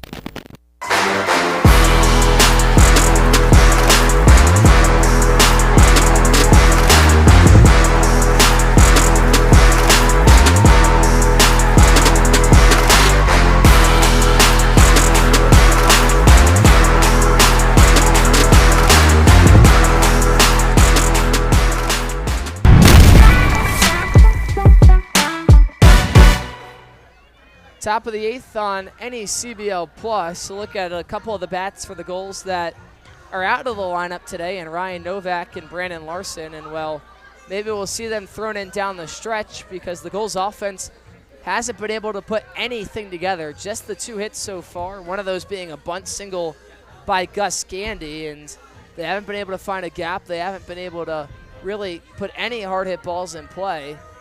But Mason Christopher, during his first inning of relief work, was excellent. Send the Mystic Schooners down 1, 2, 3. He'll now face 5, 6, and 7. And Thomas O'Connell, Joel Collado, and Adam Trock. This game just flying right on by. A 2-0 contest, a pitcher's duel for two teams that always seem to find themselves in slugfest. I don't want to speak too soon because it always seems to come in the later innings between these two ball clubs. You think back to the, was it 10 or 11 innings where the Gulls scored 6 in the top of extras just for the Schooners to come back and score 7 in the bottom half? Yeah, that was more runs in that 11th inning than were scored in the prior 10. One of the craziest, I think I can speak for both of us, one of the craziest baseball games I've ever seen. Yeah, that was by far the craziest game I've seen in person. This is one of the fastest games I've seen in person. 2 hours and we're in the 8th. We'll see how things go. O'Connell leads things off, lefty on lefty. First pitch from Christopher in there for strike 1. And after a couple of, weaker starts on Christopher's end, they shifted him towards the bullpen, and we'll see if just that little bit of a reset can be good for the left-hander out of Seton Hall. So far, so sound. And second pitch, identical to the first, a fastball in at the knees for strike 2. Looking sharp so far is Christopher. And if you're Newport, you really want to get Mystic out with no runs scored in this inning. No balls, 2 strikes, trying to retire the leadoff man via the K. The 0-2 home misses low and away for ball 1. We got to dive back into the trivia. Today's question, for those of you just joining us on any CBL Plus, is which player in MLB history has the most 40 home run seasons? I'll start with Joe Dupuy to my right. You have a guess for me? The only thing I can think of, the home run king himself, Hank Aaron. Hank Aaron is Joe Dupuy's guess. The breaking ball to O'Connell misses outside. Ford, what about you? I was going to go with Barry Bonds. Barry Bonds, Ford Anderson's guess. Scoring Anthony goes with Babe Ruth, and that is today's correct answer. Babe Ruth with 11 40 home run seasons. believe it or not, second place surprised me a little bit. It was Alex Rodriguez. A deep fly ball to right field. Ryan Jaros working back against the ivy. Has room to make the catch. Of course, correct there a little bit. He had to stop in his tracks as he realized, oh, it's not that deep. A loud out number one. Yeah, Jaros almost overran it, but able to recover nicely and wrap it in leather to retire the leadoff man. Bonds has 7. I'm interested to know what Hank Aaron has. I think he has an actual underwhelming amount. Despite having, I think, a home run record for the longest time for total home runs. First pitch home to Joel Collado is a called strike. If you're Christopher, you really want to get these Schooners batters out here without giving up an extra run. And if you're Mystic, you want to give yourself an extra run because we know 2 runs is not enough. Yeah, for those of you wondering, Aaron only had 5. I mean, he had 39 in 2 of them, so he's right at the door of 7, but he was just consistent throughout his entire career. Rest in peace to a legend who passed away only a few years ago. Collado falls behind quickly. No balls, 2 strikes after a wave and a whiff at the breaking ball. Christopher out of the windup, kicks and fires. Got him looking for strike 3. Mason Christopher, 5 up, 5 down so far today. Trying to collect his second straight 1-2-3 inning. It'll be Adam Trock, who has found some good bat to ball today. Had a hard ground out right at the glove of Tristan Salinas his last time up. A deep fly out to center earlier this evening as well. And this would be massive if Christopher can get out of this 8 scoreless. And again, we've said it a lot this game. Newport's only a bloop and a blast away from tying this ball game. The pitching just trying to pump any energy they can into Cardines Field. Trock shows bunt, but pulls back and watches strike 1. You mentioned it, wanting to get out of this quickly. Like I said, it's been 2 runs is never enough in the NECBL, especially when the Gulls are one of the teams. 0-1 breaking ball, taps off the right side, and foul. A nice Schooners coach scooping it up cleanly. But strike number 2. That's another one of those weird things about Cardines. One of those great things about it is just the bullpen. The bullpens are next to each other. The dugouts are next to each other. And then you have the jutted in part of the fencing. The 0-2 home. Breaking ball lined up back up the middle and through for a base hit. Lagenza will go down and scoop it up, throw it on in. But a 2-out single picked up by Adam Trock. Shot it right over Mason Christopher's head and picks up the 5th hit of the ball game for the Mystic Schooners. And that 5th hit of the ball game also increases Trock's hitting streak up to 5 games since coming back from that sprained MCL. He's been swinging such a hot bat for these Schooners. Despite the fact that, you said Syracuse doesn't have a baseball team. Still an ACC kid in Duke. Team you normally think of with basketball. First pitch breaking ball into Chris Walsh is a called strike. I was talking to Walsh before the game, and he was telling me he was going to get 2. His goal today was to get 2 hits and a walk, but 2 walks isn't so bad either. Yeah, that's right. 2 for 3 in terms of working his way on. Not fouls 1 straight back and falls behind 0-2. Not to mention he also had a stolen base and he scored a run that makes it 2-0. I think and in a game like this, runs have been more valuable than ever, it seems.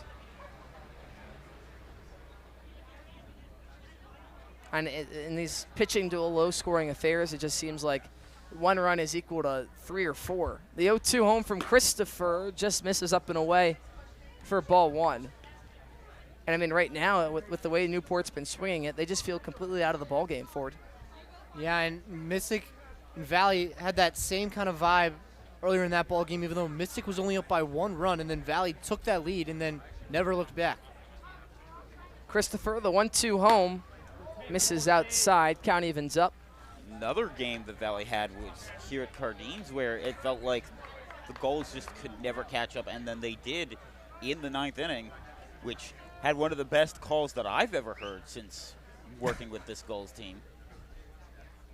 2 balls, 2 strikes, 2 outs. Deuce is wild. Breaking ball misses upstairs, and the count runs full. Yeah, Mystics scored that first run in the second inning and then led all the way up to the top of the sixth. Even though the ball game fell over, Valley scored 2 in that top of the sixth. Then Mystic responded with 2 in the bottom of the seventh. And then Valley scored 4 in the eighth and ninth to steal that ball game. 3-2 count. Truck will have the head start on the delivery home.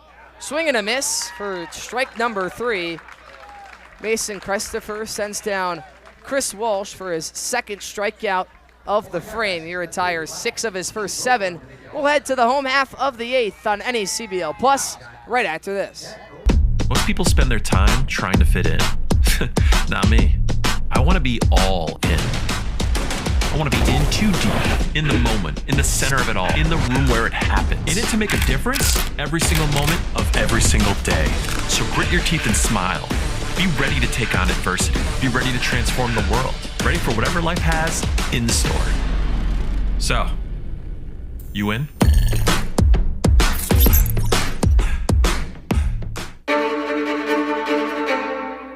The motoring event of the year returns. The Audrey Newport Concours and Motor Week, October 1st through 4th. Witness breathtaking automobiles against a stunning backdrop of coastline and historic venues. From celebrated events like the Gathering and Concours d'Elegance to the all-new Supercar and Hypercar Concours, and free access to the Concours Village.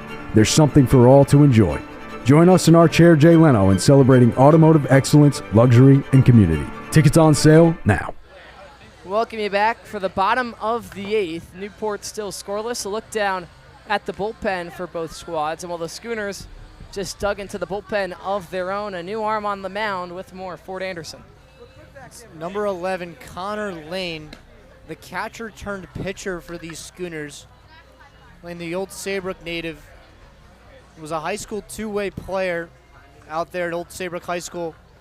And then this past spring, I believe it was 5 games into his season, was taking some batting practice and fouled the ball off his eye, so was unable to catch or hit for the remainder of his sophomore season. But he was a great high school pitcher, so he decided to take 2 months for himself to train to get back into pitching shape, and he's just been absolutely nails so far for these Schooners, making his 12th appearance, has a 2-0 record to go with 3 saves in 15 1/3 innings, has a 1.76 ERA, a .98 whip to go with 21 strikeouts. Lane's last appearance came for the Schooners in Game 1 of that Danbury doubleheader, where he went an inning, gave up 2 hits, 2 runs, and that's the second time this season Lane's given up an earned run, and both times, interestingly enough, came against those Westerners. Such a great story from Connor Lane. We'll see if he can recover from a rough outing his last time out. First pitch to the leadoff man, Gandy. Misses low and away for ball 1, and this is the part of the night where you start counting outs if you're Newport. Only 6 more left to work with, chasing 2 runs. They haven't been shut out all season long. Pitch misses up and away.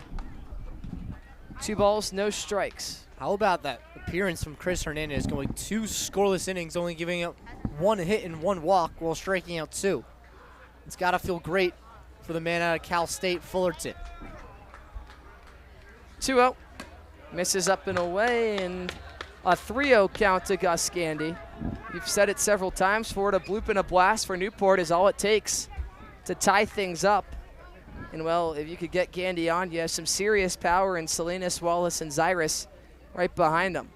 3 balls, no strikes. Pitch home, upstairs for ball 4. A 4-pitch walk issued to Gus Gandy. Gets some claps and cheers from the Cardines crowd, as Tristan Salinas now 1 swing away from potentially tying things up, getting Newport on the board. But I think the approach at this point has to be just timing a ball up nicely, putting something back up the middle, and continuing to pass the baton along. That's what they've been trying to get out of him this entire time, and I think that's definitely what Teddy Regan's been trying to preach this whole thing is choose your pitches carefully.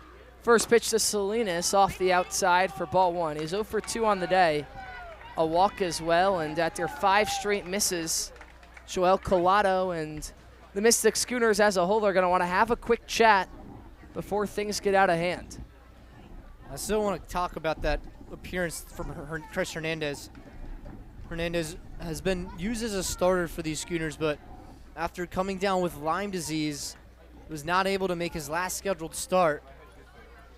Yeah, I was hearing about that while I was down in the bathroom by one of the Schooners pitchers who actually was talking with some of our guys that are on offense about that. And it's a good thing he made it. Great that he made a full recovery, or at the very least as full of recovery as you can with Lyme disease. Also, not the only Fullerton product in that pitching staff that you have. Salinas now. We'll zoom back to play. 1 ball, no strikes. Lane trying to still throw his first strike of the outing. 0 for 5 so far. The pitch shown, fastball in at the letters. Was it a called ball? I don't know. I heard him say something, but it looks like it might have been ball 2. Yeah, I thought it also sounded like he said ball 2. It looks like it is ball 2. 2 balls, no strikes to Salinas. Pitch shown, fastball, that's in there for sure. For strike 1. Lane leaving no doubt on that one to throw his first strike of this ball game. Lane gonna have to climb his way back into this at bat. He's not gonna give Colby Wallace a chance with 2 on. Righty on lefty, Lane set at the belt, kicks and deals. A big swing and a miss from Tristan Salinas. He wanted every stitch of that baseball. Yep. But comes up empty-handed, and the count evens up. 2 balls, 2 strikes. Salinas looking for the 5th home run of the season. Lefty offers a whole lot of power. The 2-2, Gandy goes, Salinas fouls it straight back. You could see him talking to himself after that swing. That was a pitch that he thought he also could have got a lot of, but just misses. Gandy forced to retreat. So we'll do the 2-2 once more. 2 balls, 2 strikes. Gus Gandy off of first. We'll see if he takes off again. Pitch home. Popped softly, left side. Trock working over towards the line, underneath it, and able to make the catch, battling the lights for out 1. For a second, it seemed like Salinas might have picked up a bloop single to keep Newport in motion, but Trock doing an excellent job of tracking it down. Good defensive communication by the 3 guys that were out there, too, so that way they know where to track it down, triangulate it. Battling the lights. How about battling the hat that fell off his head?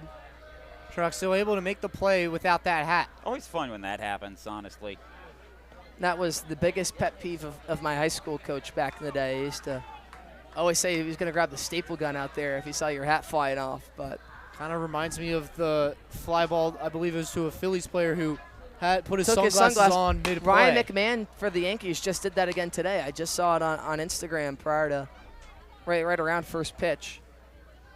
Wallace swinging, comes up empty-handed for strike 1. No balls, 1 strike, 1 man aboard with 1 out in the bottom of the 8th. Wallace had a clutch 2 RBI triple just a week ago when Newport hosted Martha's Vineyard. What was inevitably an extra innings loss, but Wallace kept Newport alive in a similar situation right here.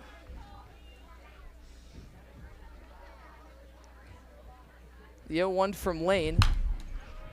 Shot backwards into the netting. Braxton Trammell catching it off the air, but strike 2. You really think that that top wild card spot is just going to be really big for whichever team can get that, as whichever team doesn't would have to play 2 rounds to make it to the championship. Pickoff move over towards first. Not in time. Gandy back in, standing up. I don't think any team wants to have to go to the Vineyard to play this very dangerous Sharks team that's been going on this season. 0-2 to Wallace. He almost bit on the breaking ball away, but instead watches it for ball 1. Although something that's been very unique with this Schooner squad has been the road dominance. 13-4 away, but just 8-10 at the Shipyard. 1 ball, 2 strikes. Pitch home. Another breaking ball low and away. Wallace didn't even think about that one, and the count evens up 2-2. It's a big league take there from Wallace. Not even to think about that from Lane. Lane gonna have to bear down and get this 3rd strike. This is a big, big pitch upcoming. Big pitch indeed. The 2-2 home is popped up, but it looks like it might escape play. No, Collado underneath it makes the catch for out number 2. They talk about the backspin, and Well, it seemed like at first that ball was for sure getting out of Cardines, but instead tracks back. Collado pops off the mask. Very rare and to hauls see it in. a catcher catch the foul ball at Cardines because of how short that There's just backstop such a is. small backstop, right? Exactly. Yeah, that's why I think I sort of assumed that Wallace would live to see another pitch, but no. I was expecting to hear the clunk any second now, but no. Well, Devin Zyrus, it's been a running joke amongst the players that for a team that has had more home runs than almost anybody in the NECBL and more players hit home runs than almost anybody in the NECBL, Devin Zyrus, who's such a dangerous bat. I mean, you look at the numbers, he does everything well. Doesn't have a single home run yet on the season, but so bizarre. What a time it would be for his first. If he were to find a way to escape over the right field wall or any wall here at Cardines, it would tie things up. You can also see Gandy's speed has got Lane a little bit shooken up. He keeps on throwing it back to first. 0-1. Foul ball down the left field line. Well, that's another thing. We've seen a couple of close calls from Zyrus that if they were fair would have been home runs no matter what ballpark you're in, but seem to go foul sometimes. Falls behind quickly, 0-2 with 2 outs. After the leadoff man in Gandy reached base, Connor Lane trying to send down the next 3 goals in order. The 0-2 upstairs for ball 1. And was trying to get Zyrus to climb the ladder and chase that high heat. Zyrus, a man with a lot of plate discipline. We mentioned that 29 walks, which sits second in the NECBL. He understands that and is able to lay off. Pickoff move over towards first. Gandy and standing up. Lane's done a really good job of keeping him as honest as possible. Well, you saw he almost stole off that one foul ball that was hit back. 1-2, breaking ball on the inside, misses below the zone. Count evens up. 2 balls, 2 strikes, 2 outs. Gus Gandy off of first.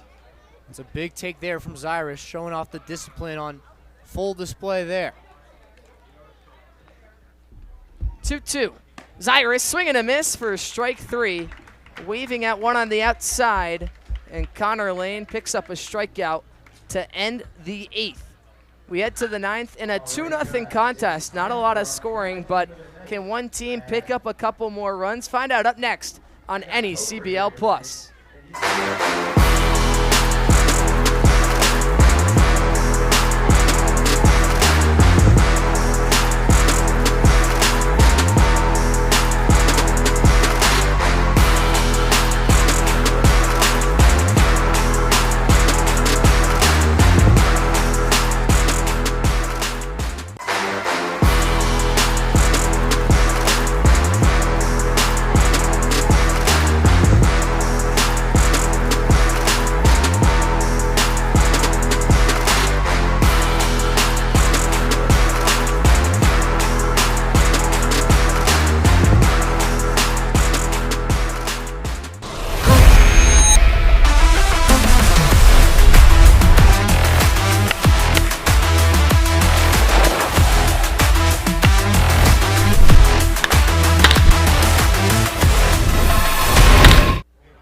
Welcome you back for the top of the 9th, a ball game that has just completely flown on by. A second ago, it seemed like we were gearing up for first pitch, and now the top of the 9th. A whole lot of scoreless frames. 14 out of 16 have been scoreless. In fact, outside of the 3rd and 4th for the Schooners, where they scored 1 apiece. Look at Carter Holubesco, our cameraman.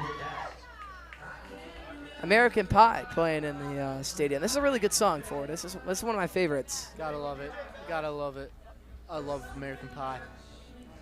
Well, Mason Christopher out there for his 3rd inning of relief work. He allowed his first base runner to reach with 2 outs during the top of the 8th.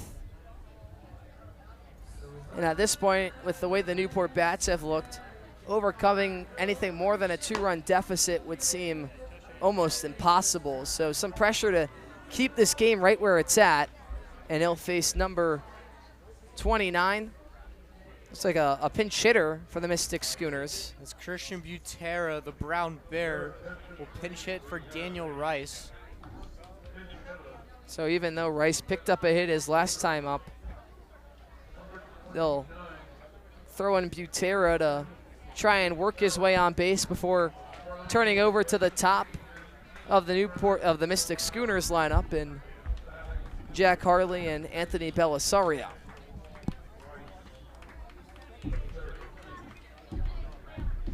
Brown product coming in for the Schooners as a pinch hit. Batting 162 on the season. He has worked 13 walks as well.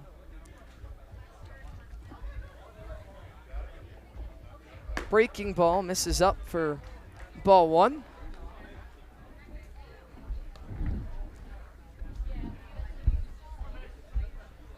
Christopher falls behind 1-0 to the leadoff man in the top of the ninth, Butera. A 1-0. Just below the knees. So 2 straight balls kick off the inning. Butera offers some speed as well, so if he could work his way on any way that he could, you could maybe expect him to try and get into second as soon as possible and make the job easier for the top of the order. Pitch misses the inside, so the count goes to 3-0.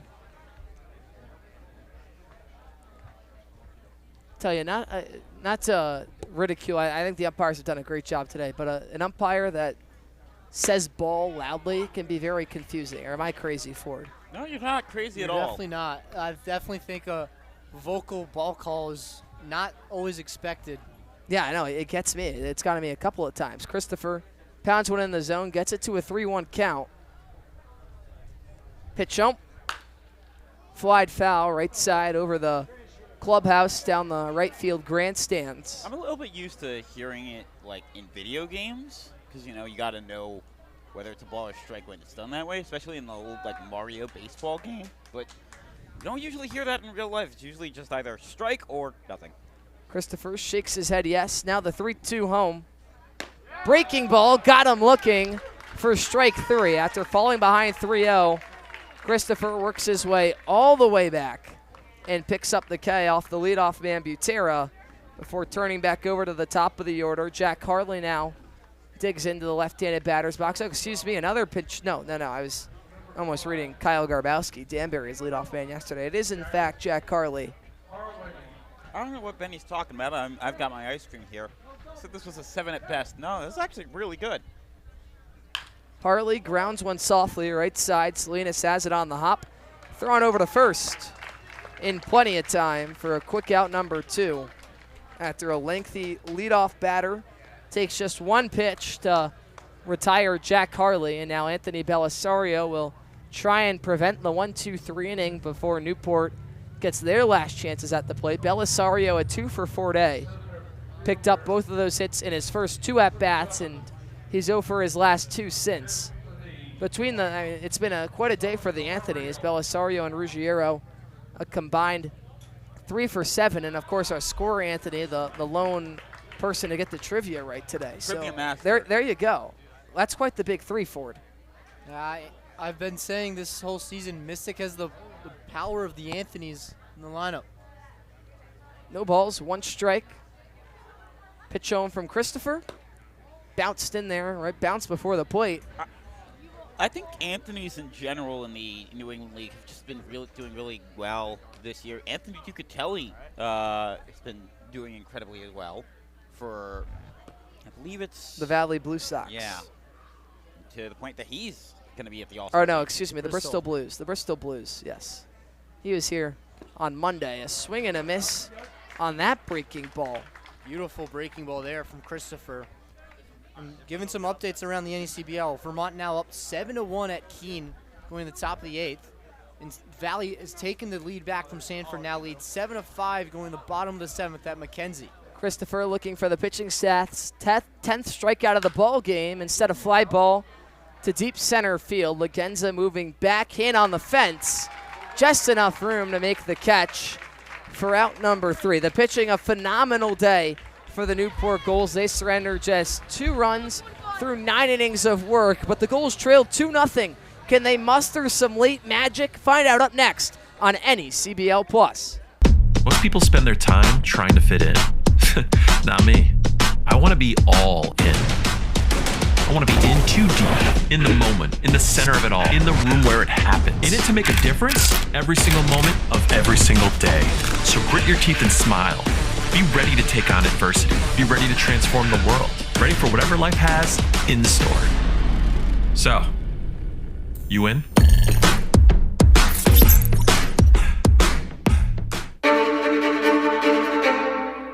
The motoring event of the year returns, the Audrey Newport Concours and Motor Week, October 1st through 4th. Witness breathtaking automobiles against a stunning backdrop of coastline and historic venues. From celebrated events like the Gathering and Concours d'Elegance to the all-new Supercar and Hypercar Concours, and free access to the Concours Village. There's something for all to enjoy. Join us in our chair Jay Leno in celebrating automotive excellence, luxury, and community. Tickets on sale now. Hero time in Newport, Rhode Island. The Ghosts trail 2-0 on the verge of being shut out for the first time this season.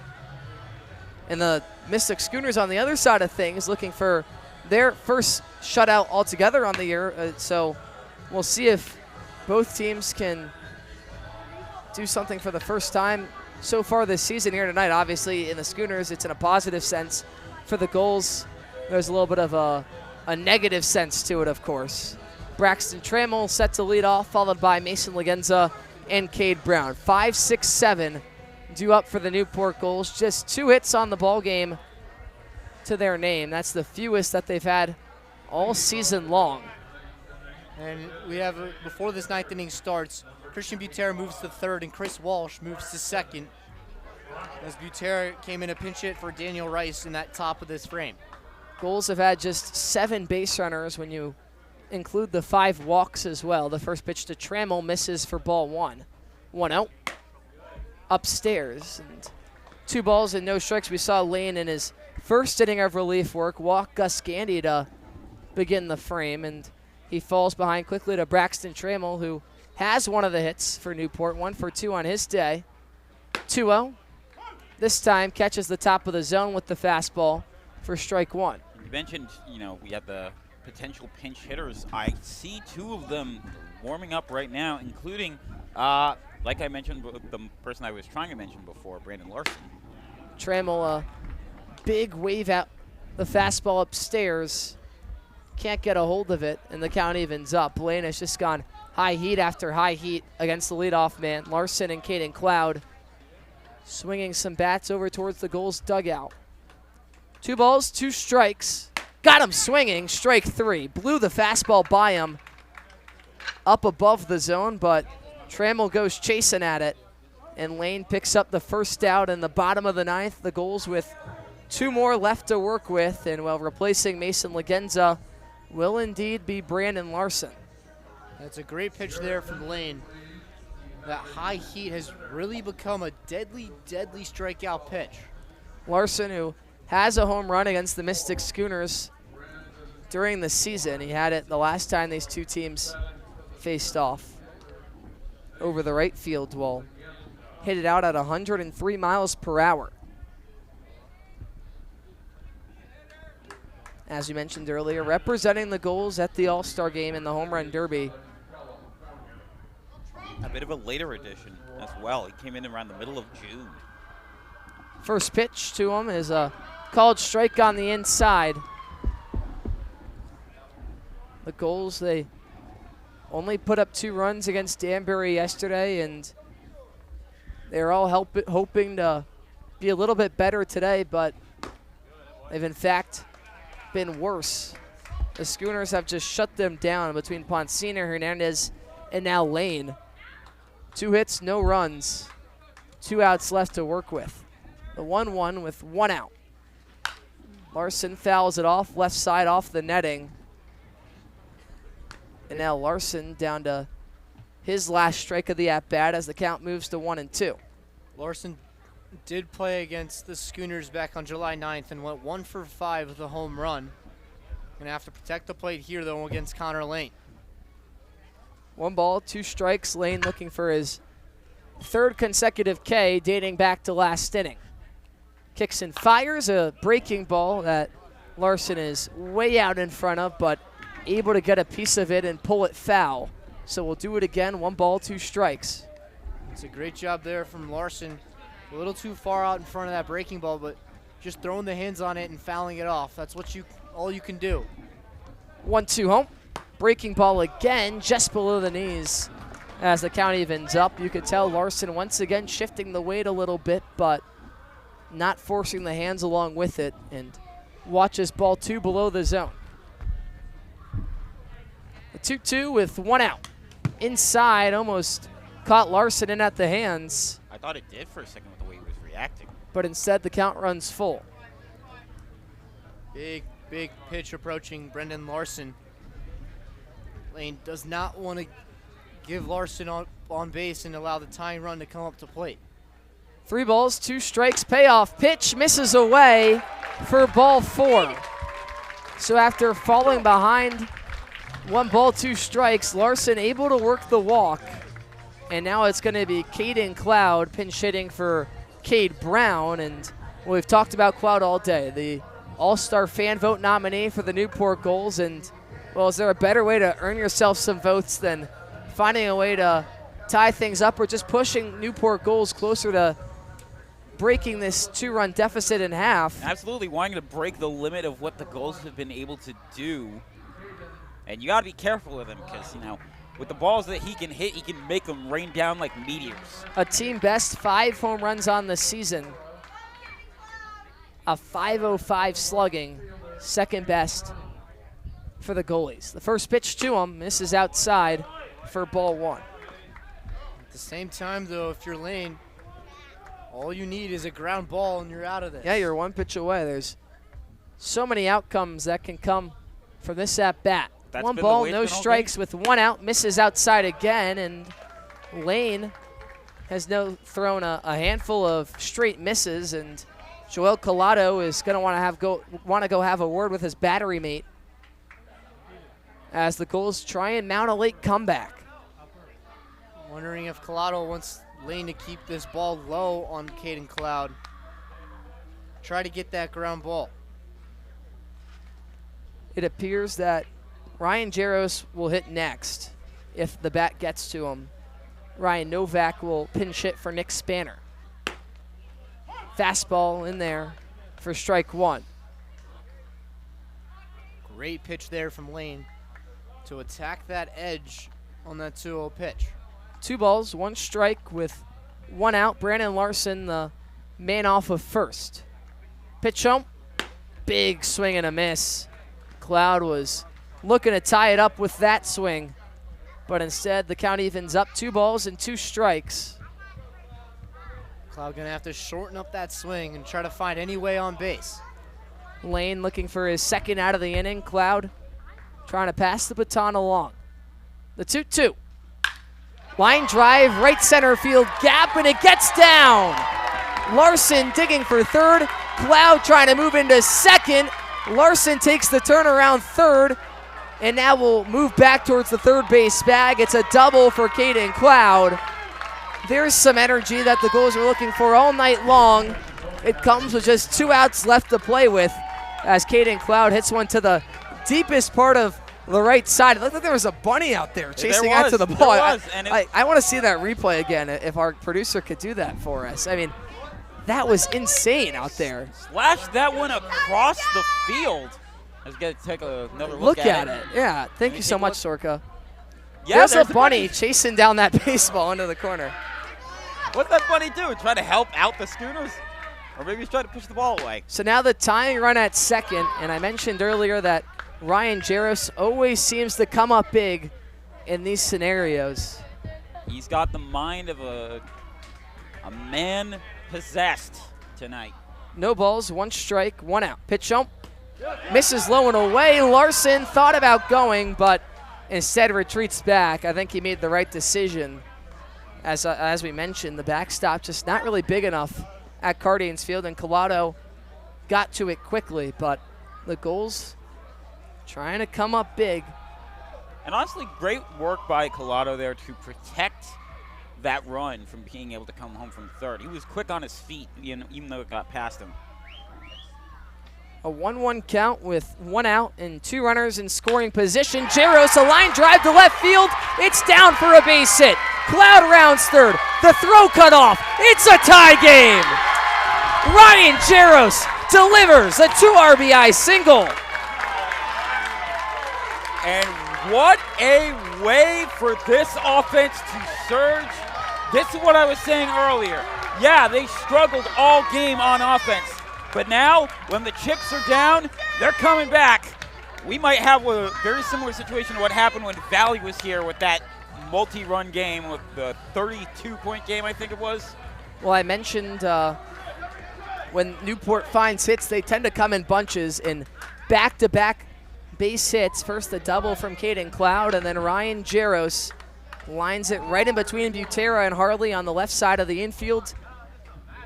And by the time that Adam Trock was able to field it and throw it in, Caden Cloud was diving to the plate to knot us at twos. So Ryan Novak will pinch hit for Nick Spanner. He'll just hit, of course, because Ernie Echeverria will have to slot in behind the dish. And Novak, a very, very patient batter. You saw in that statistic he had 25 walks compared to 24 runs. This is a man who will stay calm no matter what the circumstance is. And sometimes he strikes out because of it, but it also means he gets a lot of walks. He knows how to take his pitches. First pitch to Novak, and they're going to call a balk. Jaros will advance the free 90 feet into second as the winning run now in scoring position.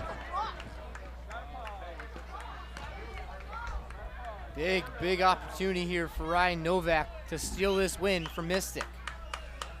The Gulls trailed 2-0 at the start of the frame.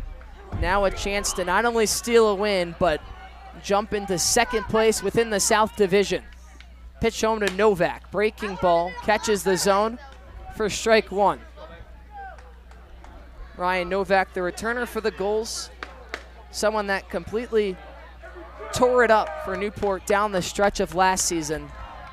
He was an all-star last year. 1-1 in the dirt, it gets away from Collado, he can't find it. Jaros will advance the third, he takes the turn, and we might have interference on the third baseman Butera. What's the umpire gonna call here? Jaros is gonna score! What a wacky finish! Ryan Jaros scores on the defensive interference, and what a crazy ending! Have you ever seen anything like this? I have not. This is a game they're going to be talking about for a long time in the Gulls dugouts. Head coach Phil Orby talking with Josue Torres, the third base umpire who made that interference call, and he's irate. But what a win for these Gulls. And you can see it right there. Jaros taking the turn, and Regan and Jaros both pointing it out right away. What a wacky ending. Looked like... I've said it once, I'll say it again. I have never seen anything like that. The Newport Gulls, their third walk-off win of the season, and it comes off of obstruction. Looked like Walsh was trying to just point out, hey, the ball's over there, ball's over there. He didn't realize that Jaros was right behind him rounding third the way he was. But that's how this game ends. That's life, as the song about it goes, echoing through Cardines.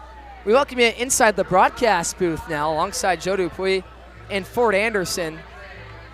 Coach Orby still trying to argue his case with the umpiring crew.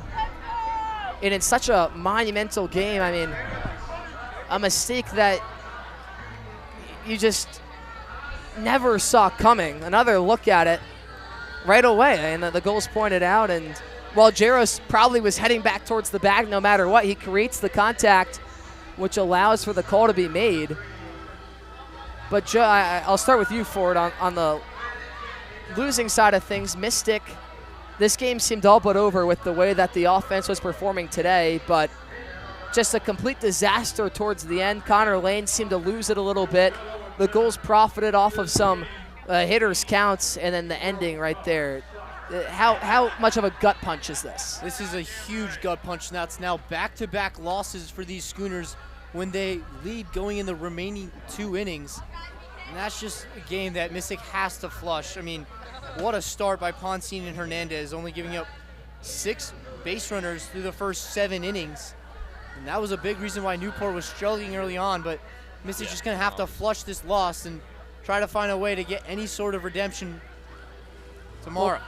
We'll see if the Schooners can get back on the right track. I believe you guys are off tomorrow, Yes, but back Mystic in action on Friday. Yes, Mystic off tomorrow, and then hosting Danbury, a team who's been very hot as of late. Danbury is on a tear, trying to make a late playoff push. But I'll turn to the Newport side of things. Today was far from perfect. I think anybody would tell you that, Joe. But they walk away with a win, and they jump the Mystic Schooners. But still, how do you go about figuring how to play your best ball down the last week of the regular season and as you head into the playoffs if you're the Newport Gulls? Well, I think the first thing is correct the mistakes that you've been making, which credit to them, they were doing it very well. A lot of the outs were more so just the defense by the Schooners was just doing really well. But if you notice a lot of the pitch counts, yeah, there were a lot of strikeouts, but they were very patient strikeouts. They took multiple times to have to get through. The other thing is, focus on getting those hits where you need them. And they certainly got them, late at the end there, but it was very much a struggle win throughout. And, credit to Mystic. You guys did they did amazing work, but, it's one of those things you got to play a full 9-inning game. And that's tantamount to both teams, really. Well, it's crazy that between the 5 games these two ball clubs played, 3 of them ended in walk-offs, and you'll go back to the last one, ended on a walk-off error in favor of Mystic. This time, it's the walk-off obstruction in favor of the Newport Gulls. Mind-boggling here from Cardines Field. Before we say goodnight, just a couple of thank yous. First, the media team, Olivia, Adelina, Veronica, Tyler, and Michael, the best in the biz. Thank you for all you guys do. Broadcast ops, Ethan Poole, Matt Clements, Matt Benestad, our producer and director, Sorka Lewis. Shout out Tom Lima and Mikey Basile, as always. From up here in the booth, Ford Anderson, thank you so much for joining us. Safe travels back home. Joe Dupuis, you are fantastic as always. A 3-2 finish in favor of the Newport Gulls, a walk-off winner. Ryan Jaros, the hero. I'm Harry Tidwell, saying so long and good night. We welcome you back post-game from a walk-off finish at Cardines. Ryan Jaros delivered with a huge 2 RBI single in the bottom of the 9th. Ryan, to tie things up right there in that moment, how important was it for Newport to grab the win? Yeah, it was awesome. I mean, Caden Cloud came off the bench, delivered a great double. The guy was heavy fastballs. I was just trying to get on on top of one of those at the top of the zone, and I'm glad it worked out. I'm glad the coaches believed in me to get that at bat there in the 9th, and I'm glad we came home happy. I got to focus on that finish, though. You're rounding third, and you make contact with Mystic Schooners third baseman Christian Butera, and you and third base coach Teddy Regan knew it right away that there was a chance at obstruction, and you get the call. Is that the wonkiest finish you've ever seen, safe to say? It definitely was. I saw the ball get past him. I was rounding third hard. I saw the guy come in front of me, so any contact I was trying to make and leave it up to the umpires, and I'm glad it went our way tonight. You definitely make quite the great basketball player, drawing an and one, that's for sure, Ryan Jaros. A 3-2 win for the Newport Gulls, a crazy finish from Cardines. They jump into second place in the South Division standings and are back in action tomorrow up in North Shore against the Navigators. From Newport, I'm Harry Tidwell saying so long and good night.